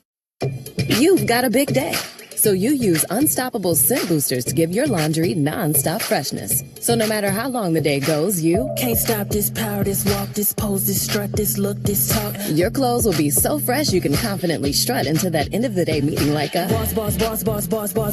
Let's talk business in my office. Add new Unstoppables beads to your wash for 24-hour non-stop freshness so you can smell unstoppable. For the latest topics in rheumatology, listen in on Room Replay. This podcast series for healthcare professionals features leading rheumatologists as they share their insights and firsthand experiences in one-on-one conversations with their colleagues. Tune in to Room Replay on Spotify and Apple Podcasts. Brought to you by AbbVie. Playing Houston on Wednesday. They're another big athletic team. Like to grab offensive rebounds. Are you kind of encouraged by the way you guys were able to handle Utah's size, and is that something you think can carry over to Wednesday night? Well, Houston is, with all due respect to Utah, Houston is one of the elite teams in the league. So the size, the rebounding, I read they're rebounding 40% of their missed shots. That's an incredible number. So we got to prepare for them. We got to be ready for their force, and it'll be a tough game for sure. They're playing really well. That's Steve Kerr post game tonight. I think one of the funniest things that he said was the first question he was asked about his animated timeout in the first quarter and the ensuing communication he had with his team. That's putting it lightly. Steve Kerr also put it lightly. I described it as him pleading with his team in a very emotional way. He was yelling. We had a caller who was sitting near the Warriors bench. Bloop, that's a drop, by the way, who said he couldn't hear what he was saying but could tell that he was really, really frustrated. Yeah, he clearly was. Steve Kerr, though, post-game said, quote, "I just wanted to gently remind them that we needed to focus more." Steve, there was nothing gentle about it, but I appreciate the humor post-game. I want to let you know that you're listening to 95.7 The Game, KGMZ FM and HD1 San Francisco, and Odyssey Sports Station, and the home of the Golden State Warriors and Valkyries, always live on the free Odyssey app, coming to you live from the Laughing Monk Studios. I want to hear from Steph Curry as well, because Steph talked about this as well. Steph on the early timeout that Steve Kerr called and the message during that break. Here is Steph Curry talking about Steve Kerr. Yeah, that was just about a lack of focus. We let Keontae George get hot to start. Talents like that, they're going to score. But we gave him, I think, 4 wide-open threes. And anybody knows, that shouldn't happen in this league if you're keying on 2 of their best players, 2 of their best scorers. So once he got that one in front of the bench, it's just a lack of focus, and you have to kind of lock in on. We talked about it last game plan discipline. That's the biggest thing, understanding how they're trying to score, who's going to have the ball in their hands. But you have to just put little step by step in terms of us putting together 48 minutes of solid, sound defense where we're truly proud of the way we play from start to finish. We know we haven't done that yet. Yeah, that's Steph Curry talking about he said the same thing on Friday night, just game plan stuff, knowing the plan. Who do we want shooting? Who do we not want shooting? Who can we not help off of? Who do we need to stick to on the perimeter? and that's what cost them in that, Keontae Murray 3, which prompted the Steve Kerr timeout and the ensuing just him screaming at his team on the sideline during that timeout. It's just simple game plan stuff and sticking to the plan and know your personnel, right? KYP, know your personnel. And there's been too many moments recently where the Warriors haven't really seemed like they knew their personnel, but it changed. And they dominated the middle half of this basketball game, and they ultimately win. Final score 134-117. The Jazz won the first quarter by 9. They won the fourth quarter by 5, so they were plus 14 in the first and fourth quarters. How about the Warriors in the middle half of this basketball game? In the second and third quarters, it was 80-49 in favor of the Warriors. 80-49, that's incredible.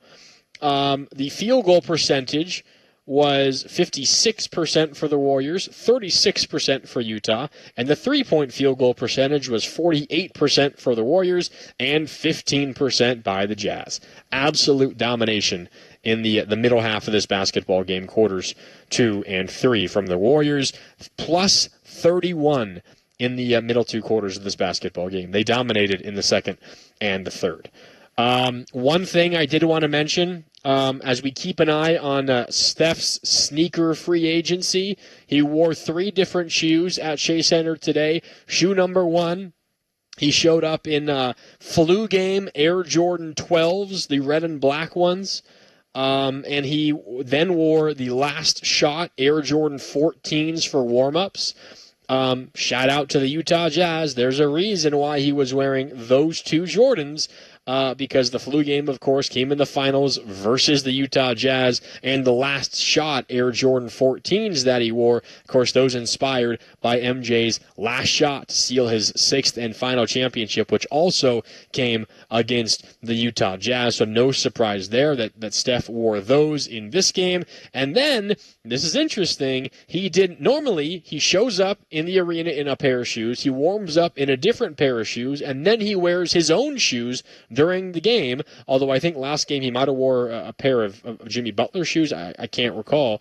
But today he showed up and he wore Sabrina Ionescu shoes because Sabrina in town and was at the game tonight also to see her new head coach, Chris DeMarco, Warriors assistant coach, is going to leave the Warriors bench in the middle of the season to go join the New York Liberty of the WNBA and become Sabrina Ionescu's new coach. Of course, Sabrina, a Bay Area native, grew up in the East Bay, went to Miramonte High School, then went to the University of Oregon. Steph admitted postgame that he was trying to get Sabrina to sign with Curry Brand as she was leaving Oregon. But he referenced how difficult it is to get Oregon athletes to leave Nike because Nike, after all, is essentially the University of Oregon. And her shoe, the Sabrina line is, of course, a Nike shoe. And Steph was wearing the Sabrina 3s during the game today. And I caught Steph and Sabrina very quickly post-game down in the bowels of Chase Center. And Steph screamed to Sabrina as Steph was heading to his post-game availability and said, yeah, they worked, to Sabrina, I would imagine talking about the shoes that he wore because he put up 31 points and helped the Warriors win this basketball game with 6 made threes. So, yeah. Fun stuff there still continuing for Steph and his sneaker free agency. Wore 3 different shoes today, including wearing Nikes in an NBA game for the first time since 2013.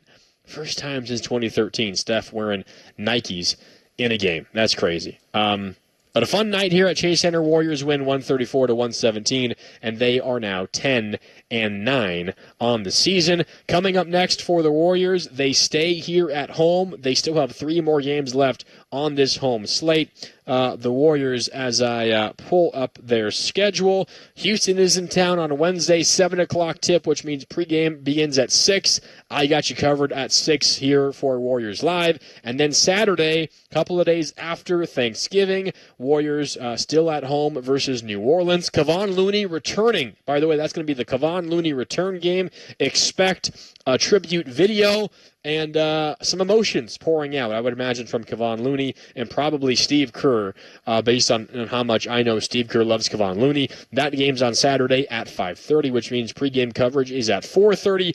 I will be with you for that as well. Then the Warriors have Sunday and Monday off, and they take on the defending NBA champion OKC Thunder on Tuesday, 8 days from now, December 2nd. By the way, that's an 8 o'clock tip time. OKC in town on Tuesday. Next Tuesday, that's an NBC and Peacock game as well. That is the rest of the homestand. Houston, New Orleans, and OKC. All right, that'll do it for us tonight from Chasener. Thank you so much for tuning in. My name is Mark Randy signing off. Shout out to all of our guys back in our downtown San Francisco studios. Cam Williams, our Warriors Network coordinator, as always, for making me sound good. A special shout out to Steven Risotto, who's working not just double but like triple duty tonight, doing everything back in our studios. And thanks as well to Ken Luttrell, all the work those three guys are doing back in our studios. You're going to hear about it all tomorrow on 95.7 The Game, because we've got a lot to talk about. Niners win, Warriors win, and that's going to be the two topics, as always, on 95.7 The Game coming up tomorrow. Okay, one more time, I'm Mark Randy signing off. Warriors win 134-117. I'll talk to you coming up again on Wednesday. Until then, have a great night. I'm going to go home and watch the Niners game for the first time. Everyone else, get some sleep bright and early tomorrow morning, the morning roast at 6 a.m. I'll talk to you coming up later. All right, have a good night. Thanks for listening to Warriors Wrap Up on 95.7 The Game. Take the game! Take the game! And what happened? Well, the quarterback there, Bryce Young's like, you know what? It's very polite. It's very polite of you to try to give us the game.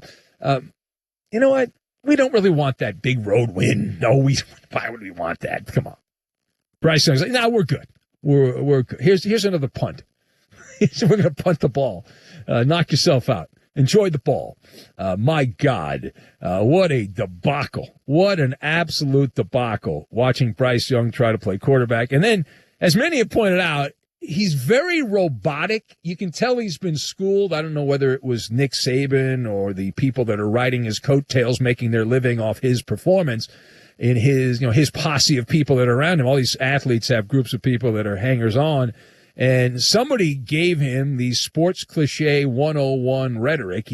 I saw his news company. Very robotic is the word I keep going back to. Anyway, here's a little taste of Bryce Young talking about the trip back to North Carolina. Playing right back's going to suck. I don't even know if we have the 24-hour luxury now. When it's, we're all competitors, it sucks to have this outcome. Again, we don't have luxuries to think about big picture. I think that's not a good recipe for this league. Everyone demands our utmost intention, so we'll flip the page and go to next week. You know what he reminds me of? A zombie. Like, he's saying things that you would determine are right, but you don't feel like it's legit. Like, you know what I'm saying? You ever talk to anybody's phony? I do a podcast on the weekends. I used to do a lot of interviews on the podcast, and then I realized almost all of them are terrible. So what am I doing? Wasting my time. So I stopped doing them. But I had a lot of people on over the years on the podcast. One of the ones that stand out is this guy named Tim Donaghy. Now, I don't know if you know who Tim Donaghy is or not. Tim Donaghy is the guy that was fixing NBA games and got caught. By the way, I'm sure he's not the only one. As far as referees, he just happened to be the one that got busted years ago, and he wrote a book about it. There have been documentaries about Tim Donaghy. So I had him on my podcast. Very excited to get him on. Like, this is a big deal. Tim Donaghy. This guy's a big scandal, one of the big scandals of my life. And this guy was a central figure in it, involving, like, the mob and this whole thing. So we had him on and asked him a bunch of questions, and he just was lifeless. He answered the questions like a zombie. And that, I watched Bryce Young interview, and it's like, there's no real emotion.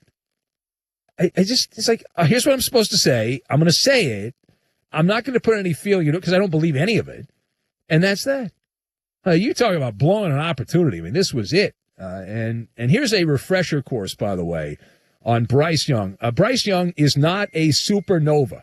He is not a supernova. He's the Panda Express sweet and sour chicken. Is what he is. That's essentially what he is, right? And you think you're getting something flavorful. You go into Panda Express, and I used to eat there all the time back. And you go in there, Panda, you get that sweet and sour chicken, and then you find out that it was made 2 hours ago. It's lukewarm. It's soggy in 5 minutes, and you're like, holy crap, what happened? Consistently inconsistent. Yeah. So a week ago, somehow, the Atlanta Falcons should be sent to the Canadian Football League. We should trade the Falcons for the Winnipeg Blue Bombers. They allowed Bryce Young to throw for 448 yards in the previous game. This week, 169 yards. Now, we did expect this to happen, right? We expected him to have a worse performance, of course, because he had a career game. You're going to be worse. And this is more of the standard performance for the quarterback there, Bryce Young. By the way, that is a 62% decline from his previous performance. The 2 interceptions. Now, Brock Purdy gift-wrapped 3 possessions in a row, ended with interceptions for the 49ers in the first half. 3 straight. That is literally, as we said, giving you the game. And what did Carolina do? They turned those 3 interceptions into 3 points. 1 field goal. That's it. That's all. 3 points. That's criminal. In fact, this entire game was an FCC warning. Obscenity, indecency, and profanity. Watching this particular game. And, hey, we were never really in on this guy, the little fella. We're definitely out on the quarterback, Bryce Young, if you haven't figured out that part of the story. The Carolina Panthers, they swung big. They traded for the wrong guy. They gave up the family jewels to the Bears to get their hands on this otherworldly quarterback, and they ended up getting a country bumpkin. They didn't want a country bumpkin. They got a country bumpkin. That is regular malfeasance with him out there at quarterback that you get. In Carolina, they need competence, and they've got a lot of confusion with him out there, and you cannot have a quarterback, who plays real sweet 1 week and then sour the next 2 or 3. And that's what happened. You need a driver. Got to have a driver, right? You got to have a driver, and you got a passenger. You got somebody that buy a ticket in the back of the bus. High pick, low impact. That's pretty much it. And the Panthers, now they have to hit the flea market. They have to get either another reject from somebody else or draft somebody and start this whole thing over. This is not the guy. And you're not going to pay him. Why would you pay him? He sucks. So there's no reason to pay him. And you're going to have to move on. All right. Meanwhile, on the other side, the San Francisco side of things. So what is your appraisal? Here's the question. What is your appraisal of the other quarterback, Brock Purdy, and his play for the Niners in this Monday night game? So I have an unpopular opinion. Unpopular opinion alert! Unpopular opinion! All right, here's my unpopular opinion. We just slayed Bryce Young, how bad Bryce Young was. Brock Purdy was more humiliating. He actually was worse than Bryce Young.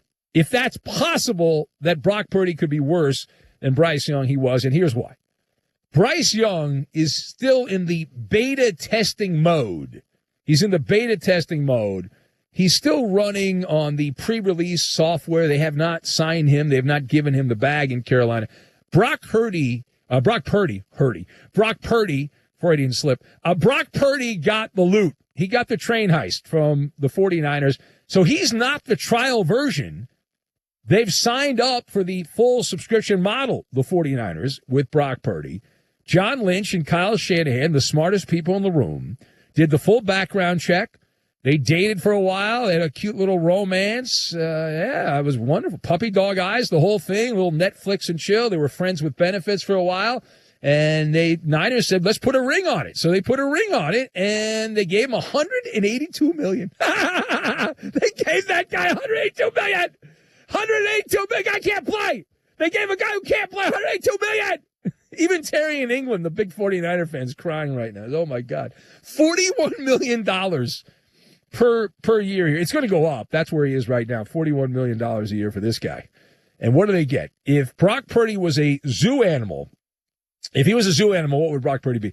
He would be a donkey, but he would be a swamp donkey, if you know what I'm saying. And, man, did that look like a $41 million a year quarterback? I don't think so. 169 yards and 3 picks. I jotted down. I was writing some notes on my notes thing on my phone while I was watching the game. And I was like, he should have had 3 more interceptions. The Panthers dropped 2, and I'll say 2 for sure. The third other one was iffy, but they could have 6 interceptions of the game. Panthers defensively, they're not that great. They're okay. They're not that great. And they turned him into a sock puppet Brock Purdy. And my God, he was daring Carolina. Hey, pick me off. I'm going to just throw it. It's like I'm Stevie Meatballs. I'm going to be blind and just chuck the ball up. We'll see what happens. And so the ugly truth is, and people don't want to say it, Brock Purdy's just a system guy. If everything's great around him, he's fine. No, everything's not great around him right now. He's clearly not fine. The Niners, they were thinking they were going to get a Ferrari. They ended up getting a Kia. They paid for a Ferrari. They paid a Ferrari price, and they got a Kia. And he's just a middle-of-the-pack guy. That's all he is. And now they're seemingly stuck with him unless they can convince another dumb team like the Jets or somebody to take Brock Purdy off their hands. Good luck. All sales are final in terms of the contract. The Panthers defense making Brock Purdy look bedraggled. A bedraggled Brock.